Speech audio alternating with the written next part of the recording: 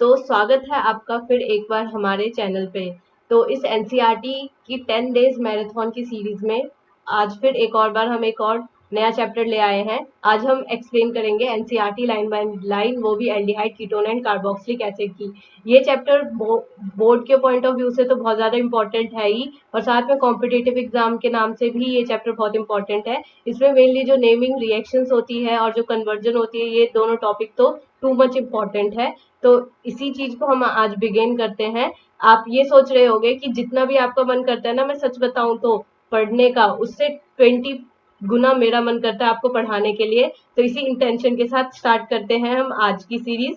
इससे पहले फिर अगेन 2 लाइन हो जाए तो आज कल तो बच्चा अपने पेपर के बारे में सोच रहा था, आज जो पेपर है वो क्या कहता है अपने बच्चे से, वो सुनो। जिस दिन तुझको देखूं ना, सांसें भी ले सकूं ना, तेरे संग लागी जो प्रीत रे, जागी जागी रतिया, कैसे काटू अखिया, तेरे लागी जो प्रीत रे, तू रहियो दिल के नजदीक रे, तेरे पास हो तो सब लगे ठीक रे, बातें दिल की होती है बारीक रे, ये साहिलों में कश्ती है, तेरे दिल में बसती है, लागी जो तेरे संग प्रीत रे। इसका मतलब ये हुआ कि अभी इस टाइम पे, क्योंकि अभी पेपर का सीजन तो चल रहा है, तो सारे बच्चों से ये मेरा रिक्वेस्ट है कि इस वक्त आप अपने पेपरों से खूब सारी दोस्ती करो, और जितना हो सके, जितना इंटेंशन है, पोटेंशियल है, बिल्कुल उसी जोश के साथ हर रोज पेपर को सॉल्व करो। क्योंकि जितना ज्यादा पेपर को सॉल्व करोगे, उतना ज्यादा आपका कॉन्फिडेंट भी बढ़ेगा, और फिर जब आप फाइनल पेपर दोगे तो पेपर भी ये सोचेगा कि हाँ, इसने तो खूब मेहनत की थी, तो इसके नंबर तो मैं सिंगल भी नहीं काटूंगा। तो चलो फिर बिगेन करते हैं हम अपनी आज की सीरीज। तो अगेन मैं वही आज भी वही इंपॉर्टेंट लाइन लेके आई हूँ, जिसमें मैंने येलो से थोड़े कम इंपॉर्टेंट वाली लाइनें मार्क की है और ग्रीन वाले हाइलाइटर से थोड़ी ज्यादा इंपॉर्टेंट लाइनें मार्क की है। तो यहीं से बिगेन करते हैं। तो सबसे पहले वाली लाइनें पढ़ते हैं। ये चैप्टर थोड़ा सा लंबा होगा, तो मैं स्पीड जो होगा वो एकदम मेरी 2x पे होगी। तो अगर आपको कम पे देखना है तो आप अपने चैनल पे कम पे देख सकते हैं, उसमें कोई दिक्कत वाली बात नहीं है।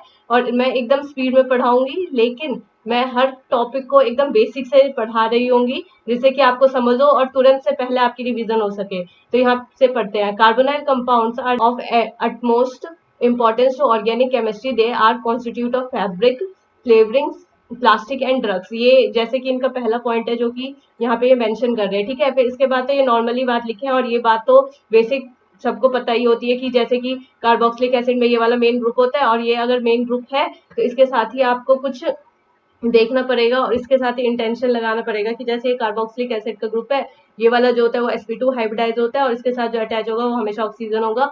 और एक और बात, ये कार्बोक्सिलिक ग्रुप जो होता है वो इलेक्ट्रॉन विड्रॉइंग ग्रुप होता है, और इलेक्ट्रॉन विड्रॉइंग ग्रुप की कहानी हम आगे ही पढ़ेंगे इसी चैप्टर में, वो भी बिल्कुल डिटेल वर्जन के साथ। अब इसके बाद ये वाली देखो, ये वाली लाइन मैंने मार्क की है तो इंपॉर्टेंट है, चलो यही वाली पढ़ते हैं। तो इसमें लिखा है, while in compounds where carbon is attached to the carbon or hydrogen and nitrogen और NH2 moiety और halogen are called the amide। यानी कि अब जैसे कि मैंने ये वाला कंपाउंड तो ऊपर ही बता दिया कि ये वाला, अब इसी से अगर मेरा अमाइड वाला ग्रुप जुड़ रहा है तो ये कुछ इस तरीके की अमाइड वाली लिंकेज हो जाएगी। सिमिलरली ये एस्टर्स की भी बिल्कुल सेम कहानी कहते हैं, और एस्टर की लिंकेज इन्होंने बाद में दिखा भी रखी है, एस्टर्स की और साथ में एनहाइड्राइड की भी। एनहाइड्राइड की तो लिंकेज कुछ इस तरीके से होती है, मैं आपको बता देती हूँ। O, C double bond O, that is your CH3, या फिर यहाँ पे R ग्रुप भी ले सकते हो, उसमें कोई दिक्कत वाली बात है नहीं। C डबल बॉन्ड O हो जाएगा, यहाँ पे CH3 आ जाएगा, इसकी जगह फिर R वाला ग्रुप आ जाएगा। फिर अगला है जो इसका जनरल फॉर्मूला है, ये एल्डिहाइड का normal ketone carboxylic acid, acyl halide and amide हो जाएगा। Acyl halide in the sense ये किसको कह रहे हैं, अब आप ये वाला जो ग्रुप होता है मेनली, उसी को हम क्या कह देते हैं, एसाइल वाला हैलाइड कह देते हैं। फिर इसी के साथ आगे बढ़ेंगे, अमाइड हो जाएगा, ये रहा हमारा एस्टर वाला। और अमाइड तो मैंने आपको एसिड एंड हाइड्राइड तो पहले ही बता दिया था। इसके साथ मैंने फिर अगेन बहुत ज्यादा इंपॉर्टेंट लाइन मार्क की है, दैट इज योर वेनिलीन। अब वेनिलीन का स्ट्रक्चर थोड़े अच्छे से देखेंगे। अब इस वेनिलीन के स्ट्रक्चर में क्या डिफरेंट है, देखो अभी इस लाइन को हम बाद में पढ़ेंगे। अब वेनिलीन का स्ट्रक्चर आप कैसे याद कर सकते हो, हम किस चैप्टर की बात करें, हम यहाँ पे एल्डिहाइड की बात करें, तो हमारा एक एल्डिहाइड ग्रुप तो होगा ही होगा। इसके साथ अब देखो यहाँ से ओ छूटा तो नेक्स्ट वाला ग्रुप जो भी है मैं अटैच करूंगी वो थर्ड पोजीशन पे अटैच करूंगी, और यहाँ पे OCH3 होगा, यानी ये वाला बॉन्ड तो ईथर वाला बॉन्ड होगा, इसलिए यहाँ पे थर्ड पोजीशन में मैं CH3 अटैच कर दूंगी। और फिर अगेन अब यहाँ पे तो मेरा लास्ट था O, फिर अब ये O और फिर O, यानी कि अगर मैं देखूं तो O क्यूब का ही रिपीटेशन हर जगह हो रहा है। ये मैंने याद करने की ट्रिक बताई है ताकि आपको अच्छे से याद हो सके। फिर अगला कंपाउंड होगा सैलिसाइल एल्डिहाइड। इसका पूरा रिएक्शन मैंने पिछले ही चैप्टर में पढ़ाया था, और फ्रॉम अब इसका आगे तो पढ़ेंगे ही। फिर अगला हो जाएगा सिनामाइड एल्डिहाइड। सिनामाइड जो होता है वो मेनली वुड होता है, और इसकी खुशबू जो होती है बहुत ही अच्छी होती है, that is CH CH CHO group. इसका बिल्कुल नेम के साथ आप स्ट्रक्चर याद कर लेना, क्योंकि ये क्वेश्चन आ सकता है, चाहे एमसीक्यू में आए चाहे 2 नंबर में आए, और इसके यूजेस तो ऊपर लिखे ही हुए हैं, जैसे कि वेनिलीन जो होता है वो वनीला के बीन्स में यूज होता है, ऐसे सैलिसाइल एल्डिहाइड जो होता है वो मीडो स्वीट के लिए यूज होता है, और सिनामाइड सिनामोन होता है प्लीजेंट फ्रेग्रेंस के साथ। मैंने सोचा है कि ये वाला चैप्टर मैं विद इन 2 आवर्स से भी कम टाइम में कंप्लीट करूंगी, वो भी एक ही लेक्चर में, क्योंकि मोस्टली जो यूट्यूब पे वीडियोस होते हैं उसमें कम से कम 2 लेक्चर में कंप्लीट किया जाता है, क्योंकि ये थोड़े से लंबा चैप्टर है, लेकिन स्टिल मैं एक ही लेक्चर में इसको कंप्लीट करने की पूरी कोशिश करूंगी। फिर अगला है they are use in many food product और फार्मास्यूटिकल। ये अगेन उसी के यूजेस के बारे में बताया हुआ है। फिर अगला देखो यहाँ पे एल्डिहाइड एंड कीटोन के थोड़े अच्छे से डिस्क्रिप्शन करा हुआ है। अब एल्डिहाइड और कीटोन में क्या डिफरेंस होता है, that is your alkanal and that is your alkanone. तो एल्केनल ये दोनों का मैंने आईयूपीएसी नेम लिखा है, ये हाँ बहुत कॉमन नेम है और आपको पता भी होगा। इसके बाद मैंने फिर अगेन इसका कॉमन नेम भी यहाँ पे लिखा है, that is of formaldehyde and acetyl aldehyde. अगर एक ही एल्डिहाइड ग्रुप है तो दैट इज ऑफ फॉर्मेल्डिहाइड, अगर 2 कार्बन वाला ग्रुप है तो उसे एसिटाइल एल्डिहाइड कह देते हैं। ऐसे ही हम इसे कीटोन को भी यहाँ पे रिप्रेजेंट कर रहे होंगे। फिर इसके बाद अगर हम और आगे बढ़े, मूव ऑन करें और देखें फिर आगे क्या है, तो हमारा अगेन एसिटोफिनॉल। हमेशा ध्यान रखना कि जब भी ये एसिटो वाला ग्रुप होता है तो उसमें ये चीज तो रिपीट होगी ही होगी। अब इसके आगे मैं कुछ भी लगाऊं, यहाँ पे मैं कोई सा भी ग्रुप लगा दूं, चाहे बेंजीन ग्रुप लगा दूं, चाहे एलिफेटिक चेन लगा दूं, वो मैटर नहीं करता, लेकिन ये वाली चीज जो होती है वो एसिटाइल ग्रुप होता है, इसे आप क्या बोलोगे, एसिटाइल वाला ग्रुप कह दोगे। फिर अगला हो जाएगा तो सिमिलरली ये वाला ग्रुप क्या हो गया, एसिटो हो गया, और अगर हमारा फिनाइल रिंग लगा तो फिनॉन हो गया। ऐसे ही है प्रोपियोफिनॉन। अब आप इसकी नंबरिंग जब मतलब ऐसे वाले कंपाउंड होते हैं तो इसकी नंबरिंग हमेशा लास्ट से ही स्टार्ट होती है, दैट इज 1 2 एंड 3। इस हिसाब से 3 की चेन थी तो इन्होंने लिख दिया प्रोपियोफिनॉन। और बेंजोफिनॉन कॉमन सा नेम है। एसीटोन के बारे में मैंने अगेन अब मैं तीसरी बार बता रही हूँ, और अगर आपको समझना है कि एसीटोन क्या चीज है तो अपनी क्लास की गर्ल से पूछ लेना, वो बता देगी आपको। फिर अगला है इथेनॉल, इथेनॉल हो जाएगा यहाँ पे। फिर ऐसे ही इसमें भी मैंने, ये तो वैसे भी आईयूपीएसी नेम है तो मैंने सब में नंबरिंग करी दी है। अगर आपको कोई भी कंफ्यूजन हो तो आप इस नंबरिंग को देखिए रिवाइज कर लेना। और अगेन ये आईयूपीएसी नेम इतने इंपॉर्टेंट नहीं होते हैं, तो अपना ज्यादा से ज्यादा फोकस कन्वर्जेंस के ऊपर, और जो नॉर्मल क्वेश्चन होते हैं 4 4 मार्क्स में, 5 5 मार्क्स में, या नेमिंग रिएक्शन होती है उन पे करना इसके कंपैरिजन में। तो मैंने अगेन सब में ही आपकी हेल्प के लिए सब में नंबर मार्क कर दिए हैं ताकि आप आसानी से कर सको। अब ये वाला तो HCHO फॉर्मेल्डिहाइड तो मैंने पहले ही बता दिया था, CH3CHO भी बता दिया था, और आईयूपीएसी नेम किस तरह बनाते हैं वो भी बता दिया था। अब ये भी कॉमन सा नेम है, ये भी कॉमन सा ही नेम है, कि क्योंकि ये देखो ये हमारा CHO दैट इज और फंक्शनल ग्रुप, यहाँ पे प्रेजेंट होगा अल्फा, यहाँ पे प्रेजेंट होगा बीटा, और यहाँ पे प्रेजेंट होगा गामा। जब मैंने यहाँ पे गामा लिखा है तो दैट इज और मिथाइल साइक्लो हेक्सेन कार्बोल्डिहाइड होगा। और ये बात बिल्कुल सही है, अल्फा बीटा गामा के हिसाब से इन्होंने नाम लिखा, और कॉमन नेम में मेनली हम पोजीशन को ही क्या करते हैं, प्रायोरिटी में रखते हैं। फिर अगला हो जाएगा ऐसे अल्फा मिथॉक्सी हो जाएगा, प्रोपेनॉल्डिहाइड हो जाएगा। फिर उसके बाद देखो CH3 CH2 CH2 CH2 CHO हो जाएगा। इसे हम क्या कहते हैं, वेराइल्डिहाइड। इसका पेंटेनल आई नो बहुत ही ज्यादा इजी नाम है, लेकिन वेराइल्डिहाइड में आपको पहली बार तो याद नहीं होगा, बट स्टिल आपको याद करना पड़ेगा। वेराइल्डिहाइड आप कैसे याद कर सकते हो, जैसे कि ये बी बना हुआ है तो ये जैसे 5th क्लास होती है ना, जैसे हम लिखते हैं ना रोमन नंबर में, that is your 5th class, तो वैसे ही याद कर लेना कि जहां पे भी एल्डिहाइड के साथ ऐसे 5 टोटल कार्बन लगे होंगे उसे हम क्या कह देंगे, वेराइल्डिहाइड, लाइक दिस।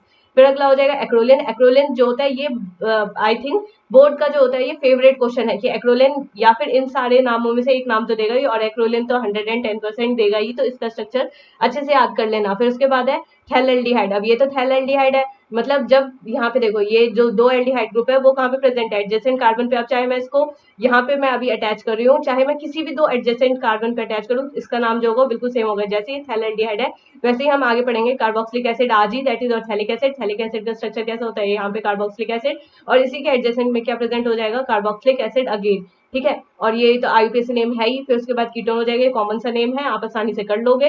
फिर इसके बाद यहाँ पे देखो ये है डाई आइसोप्रोपाइल कीटोन। इसका स्ट्रक्चर कुछ इस तरीके से दिखता है। अब इसमें डाई आइसोप्रोपाइल की बोला, iso in the sense second degree, और प्रोपाइल इन द सेंस की टोटल नंबर ऑफ ग्रुप कितने होने वाले, 3 होने वाले हैं। और मैंने कीटोन की नेमिंग में हम क्या पढ़ रहे हैं, aldehyde, ketone and carboxylic acid वाला चैप्टर। तो कीटोन की नेमिंग में कीटोन को इधर रखते हैं, इस वाले का अलग नाम, इस वाले का अलग नाम। जब मैं इसको 2 2 नाम दे रही हूँ तो यहाँ पे कितने, यहाँ पे देखो कितने कार्बन हो जाएंगे, टोटल 3 कार्बन प्रेजेंट है, 33 कार्बन प्रेजेंट है, और ये प्रेजेंट होने के साथ ही कितने डिग्री के, 2 डिग्री के। तो इस हिसाब से हम कह सकते हैं कि हाँ इसका जो नाम होगा उसी के बेसिस पे मैंने यहाँ पे लिखा है। फिर उसके बाद हो जाएगा मिथाइल ऑक्साइड, अगेन ये भी इंपॉर्टेंट क्वेश्चन है। ये तो आई थिंक मेंस का और नीट का भी एक इंपॉर्टेंट सा क्वेश्चन है कि मिथाइल ऑक्साइड का स्ट्रक्चर कैसा होता है। तो इस तरीके से स्ट्रक्चर होता है। अगर आपको ये फॉर्मूला याद नहीं होता तो आप इस तरीके से स्ट्रक्चर बनाओ तो आपको तुरंत से पहले ये याद हो जाएगा। फिर आगे बढ़ते हैं। फिर अगला हो जाएगा structure of the carbonyl group. यहाँ पे देखो हमने क्लास 11th में ये चीज जरूर पढ़ी होगी, किसके चैप्टर में, कोवेलेंट नाम का जो एक चैप्टर होता है उसके अंदर कोवेलेंट बॉन्डिंग, जिसमें हमारा एस जो होता है वो ओवरलैपिंग होता है, दैट इज, और ये ओवरलैपिंग करेगा अगर एस, जैसे हम पढ़ते हैं ना एस पी हो गया और जेड वाला स्ट्रक्चर, तो ये वही वाली चीज है। इसमें ओवरलैपिंग होगी तो अलोंग द एक्सिस होगी, इंटरमोलिकुलर एक्सिस, और जैसे P X P Y P Z हो जाएगा। तो इसमें तो वैसे भी ओवरलैपिंग कहाँ से होती है, साइड वाइज से होती है। तो यानी अगर पी एक्स है तो पी एक्स से ही ओवरलैपिंग करेगा, पी वाई है तो पी वाई से करेगा, लाइक दिस होगा। ठीक है। फिर अब इस वाले में ये यही कहता है, मैं आपको नॉर्मली बता देती हूँ, आप खुद से पढ़ लेना, कि ये कहता है कि भाई ये तो sp2 हाइब्रिडाइज है, जैसे कि मैं यहाँ पे कार्बोक्सिलिक एसिड का स्ट्रक्चर बनाऊं तो ये तो sp2 हाइब्रिडाइज है, एंड अगेन ये भी sp2 हाइब्रिडाइज है। तो डिफरेंस क्या है, डिफरेंस इज दैट कि अगर इसका p वाला स्ट्रक्चर वो कर रहा है ओवरलैपिंग, तो O का भी जो P वाला जो सब शेल होगा उसी की ओवरलैपिंग करेगा। इसमें अगर मैं इसकी वो देखूं कि हाँ इलेक्ट्रॉनिक कॉन्फ़िगरेशन क्या होगी, तो 1s2 2s2 and after that 2p2 यही होगी ना कार्बन की। और अगर मैं ऑक्सीजन की देखूं तो क्या हो जाएगी, 1s2 2s2 and that is 2p4 हो जाएगी, 2p4 हो जाएगी। तो P सब शेल तो दोनों के पास ही है, इसलिए ओवरलैपिंग भी कर रहा है तो P से कर रहा होगा, और साइडवेज ओवरलैपिंग कर रहा होगा, दैट इज कि ये अलोंग द एक्सिस ओवरलैपिंग नहीं करेगा, ये वही कहता है। और इसी ओवरलैपिंग की वजह से इसका जो ये वाला एंगल होता है, जैसे इन्होंने मेंशन करा कि ये वाला मतलब जितने भी एंगल है वो लगभग 120 डिग्री के करीब होंगे, इसी हिसाब से हम कर सकते हैं। फिर आगे नेक्स्ट ऑन मूव करेंगे अगले वाले स्टेप की तरफ। ये इसमें कुछ भी नहीं बताया गया, सिर्फ इतना बोला गया कि कॉन्जुगेशन के हिसाब से, जैसे पॉजिटिव चार्ज यहाँ पे हो जाएगा नेगेटिव चार्ज। अब इसी के बेसिस पे हमने इसके स्ट्रक्चर को यहाँ पे डिफाइन कर दिया और रेजोनेंस को दिखाया है। अगेन रेजोनेंस जो है वो एक इंपॉर्टेंट करेक्टर है, इसी के बारे में इन्होंने बात की गई है, तो ये पैराग्राफ उतना मुश्किल है नहीं। फिर इसके बाद अगर हम अब हमेशा नोमेनक्लेचर के बाद क्या पढ़ते हैं, प्रिपरेशन पढ़ते हैं, तो चलो प्रिपरेशन भी पढ़ लेते हैं। अब प्रिपरेशन ऑफ एल्डिहाइड में मेनली इन्होंने यही कहा होगा कि अल्कोहल का ऑक्सीडेशन करो तो क्या बनेगा, एल्डिहाइड बनेगा। और एल्डिहाइड का जैसे ही अल्कोहल का ऑक्सीडेशन होता है वो वाली रिएक्शन मैंने पिछले चैप्टर बताई थी, दैट इज पीसीसी वाला हो जाएगा, पीडीसी वाली जो चीजें हो जाती है, या फिर वो नॉर्मली कॉपर एजी वाली जो चीजें हो जाती है, ये वाली चीजें हम पिछले वाले में तो पढ़ ही चुके हैं। यहाँ पे भी मैंने स्टिल यहाँ पे एक्सप्लेन कर दिया, जिन्होंने पिछला लेक्चर नहीं भी देखा हो तो यहाँ पे देखो RCH2OH हो जाएगा और कॉपर का Ag हो जाएगा, किसमें कन्वर्ट हो जाएगा, RCHO में, दैट इज और 1 डिग्री वाला OH, दैट इज और 2 डिग्री वाला OH। इसका मेन मोटो क्या है कि यहाँ पे क्या हो रहा है, इसका क्या हो रहा है, ऑक्सीडेशन हो रहा है कि रिडक्शन हो रहा है, tell me what is going on there. तो यहाँ पे क्या होगा, इसका ऑक्सीडेशन हो रहा है, क्योंकि यहाँ पे ऑक्सीजन अब 2 बॉन्ड कंटेन कर लिया। अब इसका थोड़ा और आगे ऑक्सीडेशन करूंगी तो कार्बोक्सिलिक एसिड का फॉर्मेशन हो जाएगा। फिर अगला है फ्रॉम हाइड्रोकार्बन। हाइड्रोकार्बन का नाम जैसे ही सुनते हैं तो हमें क्या बनाना है, हाइड्रोकार्बन को लेना है और उससे आगे की प्रोसेस करना है। अब इन्होंने बोला ओजोनोलाइसिस, तो ओजोनोलाइसिस 2 तरीके की होते हैं, दैट इज, और एक तो ओजोनोलाइसिस मैंने यहाँ पे मेंशन कर रखी है, एक दूसरी ओजोनोलाइसिस जो होती है वो कौन सी वाली होती है, ऑक्सीडेशन होती है। अभी ऑक्सीडेशन भी बताती हूँ। सबसे पहले यहाँ पे रिडक्शन देख लो, तो रिडक्शन वाले में क्या हो जाएगा कि हमारा जो भी एल्कीन वाला ग्रुप है, एल्कीन वाला ग्रुप जहां दिखे, जहां डबल बॉन्ड दिखे, उसी के बीच से, मतलब जितने भी जहां भी डबल बॉन्ड दिख जाए ना उसी को बीच से तोड़ो, यहाँ पे एक ऑक्सीजन यहाँ पे ऑक्सीजन, दोनों को इक्वली बांट दो, और बांटने के बाद यहाँ पर हमारा जो स्ट्रक्चर हो जाएगा वो एल्डिहाइड बनेगा। अब ओजोन ऑक्सीडेशन जो होता है उसके क्वेश्चन तो बहुत ही कम आते हैं बोर्ड के एग्जाम में, लेकिन अगर मैं फिर भी बता दूं तो ओजोन ऑक्सीडेशन में क्या होगा कि आपका एल्कीन ही रहेगा, लेकिन उसके प्रोडक्ट में डिफरेंस आ जाएगा। वहां पे डिफरेंस क्या होगा, उसके प्रोडक्ट में किस चीज का फॉर्मेशन होने वाला है, कार्बोक्सिलिक एसिड का। चाहे 2 प्रोडक्ट बने, चाहे 4 बने, चाहे 10 बने, कितने भी बने, लेकिन सब में किस चीज का फॉर्मेशन होने वाला है, यहाँ पे कार्बोक्सिलिक एसिड का। फिर आगे और मूव ऑन करेंगे। यहाँ पे यही वाली बात मतलब इन्होंने लाइन बाय लाइन बताई और मैंने रिएक्शन के थ्रू बताई है, तो अगर आपको लाइन बाय लाइन पढ़ने में दिक्कत हो रही है तो आप रिएक्शन पढ़ो, तो फिर भी आपको कोई सा एक सिंगल लाइन भी नहीं छूटेगा। यहाँ पे अगेन क्या हो जाएगा, एल्काइन दे रखा है, यहाँ पे मैंने H2SO4 डाला है, HgSO4 डाला है, तो एल्काइन से क्या बन जाएगा, यहाँ पे एसिटाइल एल्डिहाइड बन जाएगा। डायरेक्ट रिएक्शन इन्होंने इसी लाइन के थ्रू इस चीज को एक्सप्लेन करा और मैंने ये जस्ट रिएक्शन में करा है। फिर बाय हाइड्रेशन ऑफ एल्काइन हो जाएगा, दैट इज, और देखो ये हाइड्रेशन ऑफ एल्काइन वाली बात दे रखी है जो मैंने यहाँ पे बता दिया। फिर अगला हो जाएगा रोजनमन रिएक्शन। सबसे पहली naming reaction of the aldehyde ketone and carboxylic acid chapter की, दैट इज रोजनमन रिएक्शन। रोजनमन रिएक्शन को हम ऐसे पढ़ेंगे कि इसको हम कह देते हैं बेंजोइल क्लोराइड। मैंने पिछले चैप्टर में बताया था, अगर बेंजाइल लगा है, बेंजल लगा है, तो इसका मतलब ये हुआ कि जो भी हमारा फिनाइल ग्रुप होता है उसके साथ डायरेक्टली क्या अटैच होता है, यहाँ पे कार्बन अटैच होता है, यहाँ पे डबल बॉन्ड होगा, यहाँ पे Cl होगा, यहाँ पे H2 होगा, यहाँ पे पैलेडियम बेरियम सल्फेट होगा, तो यहाँ पे किसका फॉर्मेशन हो जाता है, बेंजाइल एल्डिहाइड का फॉर्मेशन हो जाता है। मेन क्वेश्चन आपका ये होगा कि पैलेडियम के साथ हमने बेरियम सल्फेट क्यों यूज करा, तो मैं फिर से कहती हूँ कि पैलेडियम जो होता है वो आपका स्ट्रॉन्ग कैटालिटिक एजेंट है, तो इसको झेलना, इसको, क्योंकि अगर इसको मैंने डाल दिया ना तो इतनी तेजी से रिएक्शन करेगा कि वाइट ग्रॉस रिएक्शन होगी, तो इसको थोड़ा सा पावरफुल कम, इसकी पावर को थोड़ा सा कम करने के लिए हम यहाँ पे किसका यूज करेंगे, माइल्ड वाले बेस का यूज करेंगे, दैट इज और बेरियम सल्फेट। फिर अगला हो जाएगा फ्रॉम नाइट्राइल एंड एस्टर हो जाएगा। नाइट्राइल एंड एस्टर्स में क्या डिफरेंस है कि हमने एक चीज ले ली साइनाइड, राइट। अब देखो ये रिएक्शन पढ़ने से पहले इसको पढ़ो, इस लाइन को याद करो, पूरी रिएक्शन अपने आप याद हो जाएगी। दैट इज स्टिफिन साइनो एल्डिहाइड बन गया, यानी स्टिफिन सयाना एल्डिहाइड बन गया। स्टिफिन सयाना in the sense cyanide, and Stephen in the sense की रिएक्शन का नाम तो स्टिफन है ही, एज वेल एज मैं यहाँ पे किसका यूज करी हूँ, SnCl2 का यूज करी, और ये मतलब आफ्टर द रिएक्शन किसका फॉर्मेशन करेगा, एल्डिहाइड का। अब वन बाय वन देखते हैं, RCN हो जाएगा, SnCl2 हो जाएगा, यहाँ पे HCl हो जाएगा, किसका फॉर्मेशन कर रहा है, RCH NH का। इसे पहली बार तो ये बनाया, यानी जो हमारा साइनाइड वाला बॉन्ड है ना, वो कुछ इस तरीके से टूट रहा है कि इसका सिर्फ एक बॉन्ड टूटेगा। जब एक बॉन्ड टूटेगा और साथ में यहाँ पे किसका एडिशन हो जाएगा, H का एडिशन हो जाएगा, यहाँ पे किसका एडिशन हो जाएगा, H का। तो इसका मतलब यहाँ पे क्या चल रही होगी, सॉलिड रिडक्शन ही चल रही होगी, यहाँ पे रिडक्शन चली। फिर इसके बाद यहाँ पे हमने किसका एडिशन करा है, वाटर, और वो भी स्ट्रॉन्ग वाटर, दैट इज और हाइड्रोनियम आयन, यहाँ पे H2 आ जाएगा, यहाँ पे O आ जाएगा, दैट इज और स्टिफन रिएक्शन। यहाँ पे किसका फॉर्मेशन हो जाएगा, एल्डिहाइड का फॉर्मेशन हो जाएगा, और after that you can see easily कि यहाँ पे जो होगा वो NH2 की रिलीज होगा। फिर अगला देखना हम यहाँ पे अल्टरनेटिवली, अब देखो यहीं पे साइनाइड, मतलब यहाँ पे तो जितनी भी है साइनाइड की रिएक्शन है। और एक और मेन इंपॉर्टेंट चीज जो कि 99% जो होते हैं बच्चे पेपर में गलत करके आते हैं, वो ये चीज है कि जैसे मान लो ये वाला स्ट्रक्चर है, इसको मैं दो तरीके से नाम लिख सकती हूँ, एक इसका कॉमन नेम लिख सकती हूँ, एक IUPAC नेम लिख सकती हूँ। तो यहाँ पे लिखा मैंने साइनाइड, यहाँ पे लिखा मैंने नाइट्राइल। साइनाइड और नाइट्राइल की कहानी और अच्छे से जानी है तो अभी हम कोऑर्डिनेशन कंपाउंड करेंगे, उसमें हम आसानी से समझा सकते हैं कि हाँ साइनाइड किस तरह नाइट्राइल से जो है वो बिल्कुल अलग सा है। तो मैं ये कहती हूँ कि जैसे साइनाइड है और ये नाइट्राइल है, राइट। अगर मैंने साइनाइड बोला है तो साइनाइड अगर मैंने लिख दिया, यहाँ पे पहले मैंने लिखा साइनाइड, तो साइनाइड के नाम लिखते वक्त कॉमन नेम में मैं इस साइनाइड के कार्बन को काउंट नहीं करूंगी। मैंने क्या लिखा, मिथाइल साइनाइड। लेकिन अगर मैं नाइट्राइल का नाम लिख रही हूँ तो मैं इसमें जरूर से इसको भी काउंट करूंगी, इसको भी काउंट करूंगी, और लिख दूंगी इथेन नाइट्राइल। यानी नाइट्राइल लिखा हो तो दोनों कार्बन को काउंट करो, चाहे जितने भी कार्बन हो, लेकिन साइनाइड के केस में सिर्फ एक को करना है। एक इन द सेंस की साइनाइड को छोड़कर के जितने भी कार्बन प्रेजेंट हो गया। एल्यूमिनियम हाइड्राइड का भी काम क्या होगा, यहाँ पे रिडक्शन होगा, साइनाइड रिड्यूस होके यहाँ पे क्या बन रहा है, RCHO। मैंने अगेन इसी रिएक्शन के थ्रू ये आपको एक्सप्लेन कर दिया। फिर अगेन साइनाइड हो जाएगा। मतलब ये समझ लो कि ये वाला जो एल्यूमिनियम है ना, वो इसका मेन मोटो ही क्या है, रिडक्शन करना है, ये इसका मेन मोटो है। फिर अगला चलेंगे, similarly ester are also reduce to aldehyde with DIBAL H. Ester जो होता है वो भी रिड्यूस हो जाता है किसके अंदर, एल्डिहाइड के अंदर। किसकी मदद से होगा, डाइबल एच की मदद से होगा।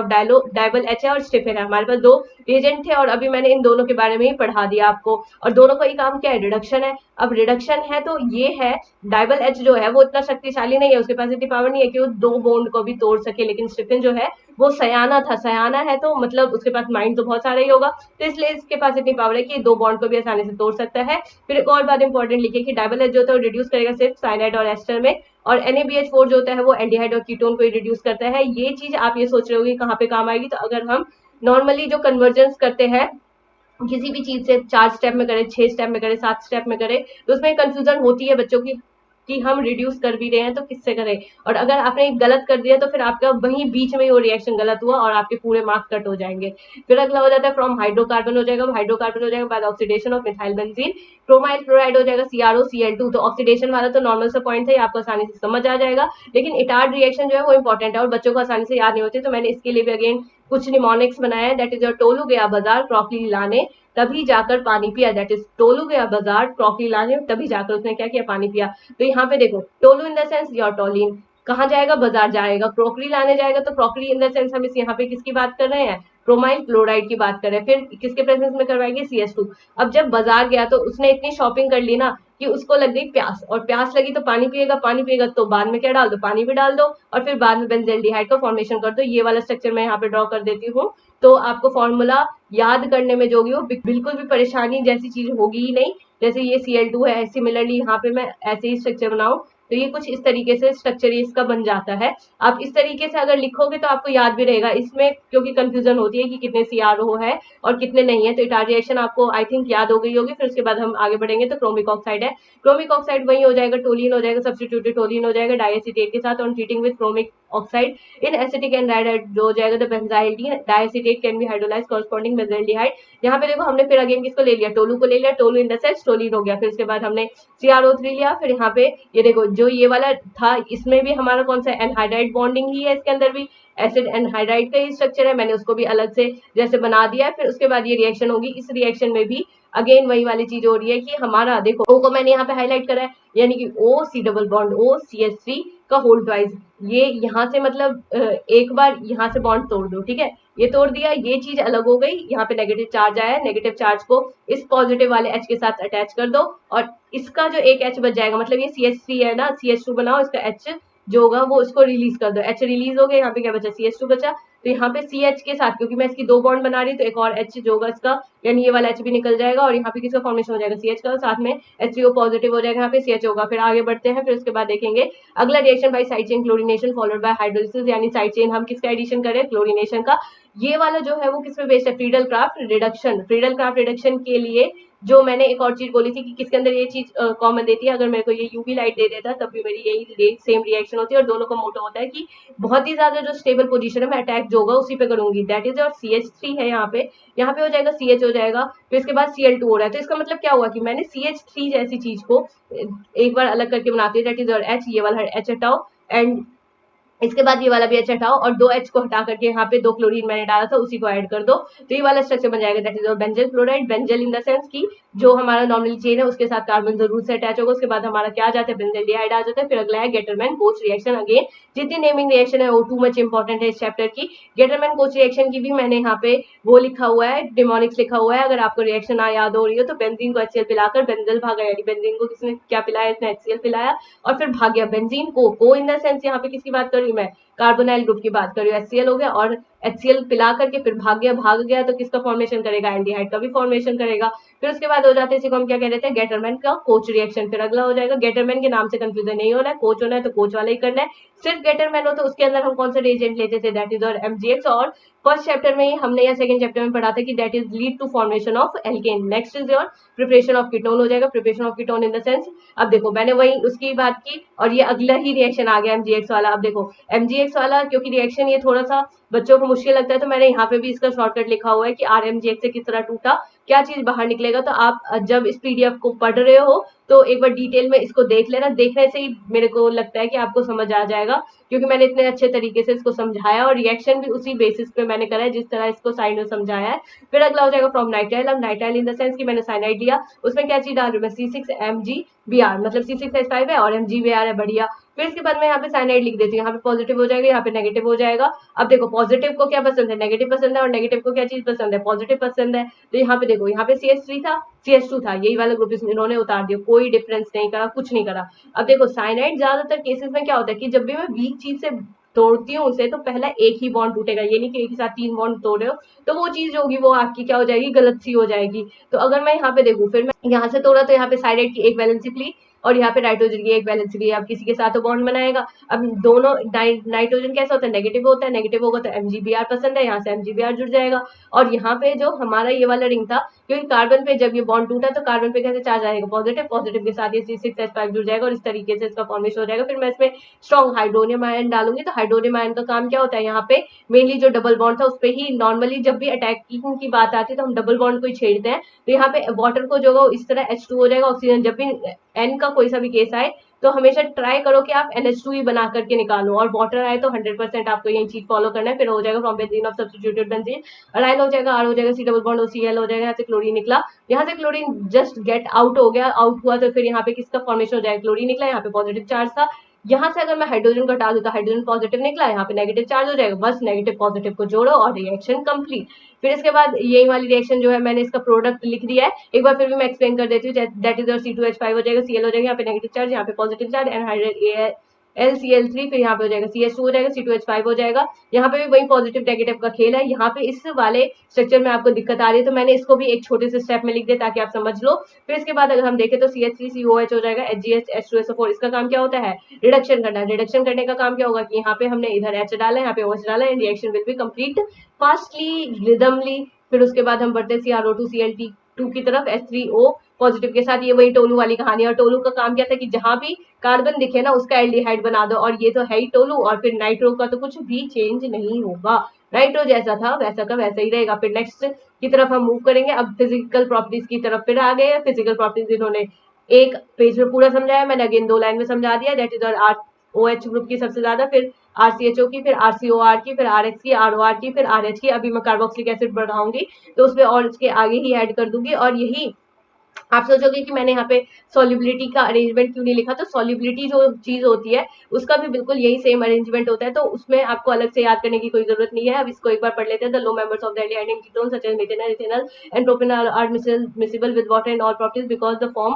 हाइड्रोजन बॉन्ड विद वाटर, यानी दोनों के अंदर ही ये प्रॉपर्टी होती है, चाहे वो एल्डिहाइड हो चाहे वो कीटोन हो, दोनों के अंदर बिल्कुल प्रॉपर्टी होगी कि वो हाइड्रोजन बॉन्ड फॉर्म करेगा। फिर अगला हो जाएगा the solubility of aldehyde and ketone decrease rapidly on increasing the length of the alkyl chain. बढ़िया। अब इन्होंने बोला है सॉल्युबिलिटी। अब आप, चलो मैं इस पूरी पैराग्राफ की आपको बिना पढ़े ही समझा देती हूँ कि क्या बात ये कह रहा है। ये कह रहा है कि अगर मान लो मैंने बहुत सारी चेन लंबी कर दी किसकी, कार्बोक्सिलिक एसिड की, या फिर मैं कार्बोक्सिलिक एसिड को भी यहाँ पे इंक्लूड करके बोलूंगी, क्योंकि कार्बोक्सिलिक कार्बोनाइल ग्रुप जितने भी होते हैं उन सभी का नेचर बिल्कुल सिमिलर होता है। उनका मेन पॉइंट ऑफ व्यू क्या होता है, रिडक्शन होता है। अब जितने मैं आर ग्रुप यहाँ पे अटैच कर रही हूँ, मैं जितनी ब्रांचिंग अटैच कर रही हूँ, उतना एलिफेटिक करेक्टर बढ़ रहा है। एलिफेटिक करेक्टर बढ़ेगा तो वंडरवॉल फोर्स बढ़ेगा, और वंडरवॉल फोर्स बढ़ने का जो मेन रीजन होगा क्या होगा, मॉलिक्यूलर मास। और जितना ज्यादा वंडरवॉल फोर्स बढ़ेगा, मॉलिक्यूलर मास बढ़ेगा, उतनी ही उसकी टेंडेंसी होगी कि वाटर के साथ रिएक्ट नहीं करे। लेकिन फिर ये यही कहता है कि जो एल्डिहाइड, अगर मैं बेशक से बड़ा वाला एल्डिहाइड ले लूँ और उसको ऑर्गेनिक चीज के अंदर डिसॉल्व करूं, तो हाँ वो तेजी से डिसॉल्व हो जाएगा। एक बार ये लाइन पढ़ेंगे, the lower aldehyde have sharp pungent odor as the size of the molecule increases the odor becomes less pungent and more fragrant। अब ये कहता है कि जो भी हमारा जो कम एल्डिहाइड हो जाता है उसकी एकदम sharp pungent, pungent in the sense कि उसकी तीखी स्मेल होती है, जो लोअर वाला एल्डिहाइड होता है। लेकिन जैसे ही मैंने इसका स्ट्रक्चर बढ़ा दिया, इंक्रीज कर दिया कार्बन चेन को और ऐड करके, तो इसका स्ट्रक्चर जो होगा किसका फॉर्मेशन कर लेगा, ऑर्डर जो होगा वो थोड़ा सा कम तीखी स्मेल होगी। अब जो होगी वो खुशबू आनी स्टार्ट हो जाएगी। ये जो है इसका मैंने ऑर्डर तो आपको बता ही दिया है यहाँ पे, increasing order of their boiling point. उसके बेसिस पे आप एज एन एग्जांपल इस क्वेश्चन को खुद ट्राई करना। And in the following compound in increasing order of their boiling point, दो क्वेश्चन है बॉइलिंग पॉइंट, मैंने आपको सीरीज बताई है, उसी का यूज करना, देखना आपका आंसर कैसे झट से आता है। फिर अगला हो जाएगा nucleophilic addition reaction. Nucleophilic addition reaction क्या कहता है, direction approximately perpendicular to the plane of the sp2 hybridized orbital of the carbonyl carbon, the hybridization of carbon changes from sp2 to sp3 in this process and the tetrahedral alkoxide intermediate is produce. इसमें यही कहता है कि हमारा जो है ये 3D structure इन्होंने दिखा रखा है। 3D स्ट्रक्चर में ये कहता है कि अगर मैंने रिएक्शन में, मतलब इसके अंदर जो हमारा ये वाला स्ट्रक्चर था टेट्राहेड्रल वाला, अब ये स्ट्रक्चर कैसे बना, इस वाले बॉन्ड को तोड़ो, यहाँ पे नेगेटिव चार्ज, यहाँ पे पॉजिटिव चार्ज, ये बन गया हमारा टेट्राहेड्रल इंटरमीडिएट बनेगा। फिर मैं इसमें कुछ और चीज अगर मैं ऐड करूँ तो फिर वो एडिशन प्रोडक्ट की तरह फॉर्म हो जाएगा। फिर उसके बाद है रिएक्टिविटी। अब रिएक्टिविटी की बात करूँ तो aldehyde are generally more reactive than ketone. Reason भी लिखा होगा इन्होंने, due to steric and electronic reason. Sterically the presence of two relative large substituent in ketone hinders the approach of nucleophile to carbonyl carbon than in the aldehyde having only one such substituent electronically. Aldehyde are more reactive than the ketone because two alkyl group reduce the electrophilicity of the carbonyl carbon more effectively than in the former। अब मैं इसको एक बार जल्दी से बता देती हूँ आपको कि कीटोन जो है वो कम रिएक्टिव क्यों है। तो इसका देखो, ये है हमारे कीटोन का स्ट्रक्चर, इधर से इलेक्ट्रॉन दे रहा है, इधर से मिथाइल ग्रुप इलेक्ट्रॉन दे रहा है, तो इसके पास क्या बढ़ेगी, नेगेटिविटी बढ़ेगी। जब नेगेटिविटी बढ़ी तो ये कहते हैं इलेक्ट्रॉनिकली एल्डिहाइड क्यों रिएक्टिव होते हैं, क्योंकि दो एल्काइल ग्रुप जो होता है उसकी इलेक्ट्रोफिलिसिटी इन द उसका पॉजिटिव नेचर कम करिए। और ये बात तो सही है, इतना नेगेटिव बढ़ा रही है तो इलेक्ट्रोफिलिसिटी तो इसकी कम ही होगी। और लेकिन अगर मैं CH3 C double bond O लिखूं तो इसमें तो एक ही मिथाइल ग्रुप है इसको डोनेट करने के लिए इलेक्ट्रॉन, तो यहाँ पे इसकी इलेक्ट्रोफिलिसिटी क्या हुई, इंक्रीज हुई। इस पे एक ही नेगेटिव चार्ज आया, इस पे दो नेगेटिव चार्ज आया, इस वजह से ये यही कहता है कि इसी वजह से ज्यादा रिएक्टिव है और नीचे वाला जो होगा कम रिएक्टिव होगा। नेक्स्ट वाला क्वेश्चन भी मैंने यहाँ पे सॉल्व करा है। Would you expect benzene to more reactive और less reactive in nucleophilic addition reaction then propanol, explain your answer. तो ये कहता है कि ये जो बेंजीन है या फिर जो भी आपका एल्डिहाइड वाला जो भी ग्रुप बन रखा है बेंजीन और नॉर्मली जो आपका प्रोपेनॉल है, उन दोनों में से कौन सा ज्यादा न्यूक्लियोफिलिक एडिशन रिएक्शन शो करेगा। तो न्यूक्लियोफिलिक एडिशन रिएक्शन जो है वो कहता है कि aldehyde is less electrophilic than carbon atom of carbonyl present in the propanol, यानी ये जो है वो कम इलेक्ट्रोफिलिक नेचर है इसका। इलेक्ट्रोफिलिक का अगेन मैं जो कहती हूँ वो कहती है इलेक्ट्रोफिलिक नेचर इसका कम है। इलेक्ट्रोफिलिक यानी इसका पॉजिटिव करेक्टर जो है वो कम है। अब पॉजिटिव करेक्टर कैसे कम होगा वो चीज समझने वाला इंपॉर्टेंट पॉइंट है, दैट इज कि ये रिएक्शन तो मैंने कर दी, ठीक है, आप ये चीज भी कर लोगे लेकिन रीजन नहीं जान पाओगे, वो रीजन मैं आपको बताती हूँ, ठीक है। आपने रेजोनेंस की वजह से ये सब चीजें कर ली, ठीक है, इस वाले में भी कर ली। अब इसमें पॉजिटिव करेक्टर क्यों कम हुआ, इसलिए कम हुआ कि जो ये हमारा कार्बन है, राइट, अब ये तो इससे इलेक्ट्रॉन ले रहा है, फिर ये इससे ले रहा है, फिर इससे ले रहा है, तो ये कहीं ना कहीं क्या हो रही है, इसमें पूरे में ये साइकिल में डीलोकलाइज हो रही है। और जहाँ पे डीलोकलाइजेशन वहां पे उतनी ज्यादा स्टेबिलिटी तो मैक्सिमम होगी, लेकिन डीलोकलाइजेशन की वजह से इस कार्बन पे कभी आएगा कभी जाएगा, कभी आएगा कभी जाएगा। लेकिन अगर मैं यही प्रोपेनल की बात करूं तो इस पे ढेर सारा आता ही जाएगा आता ही जाएगा। ये तो है नहीं कि इसका कोई लेने वाला कोई आगे ग्रुप प्रेजेंट है, लेकिन इससे तो ये इसके पास आया, फिर किसी और ने मांग लिया, फिर आया, फिर ऐसे मांग लिया, तो ऐसे करके ही ये रिएक्शन चलती रहेगी।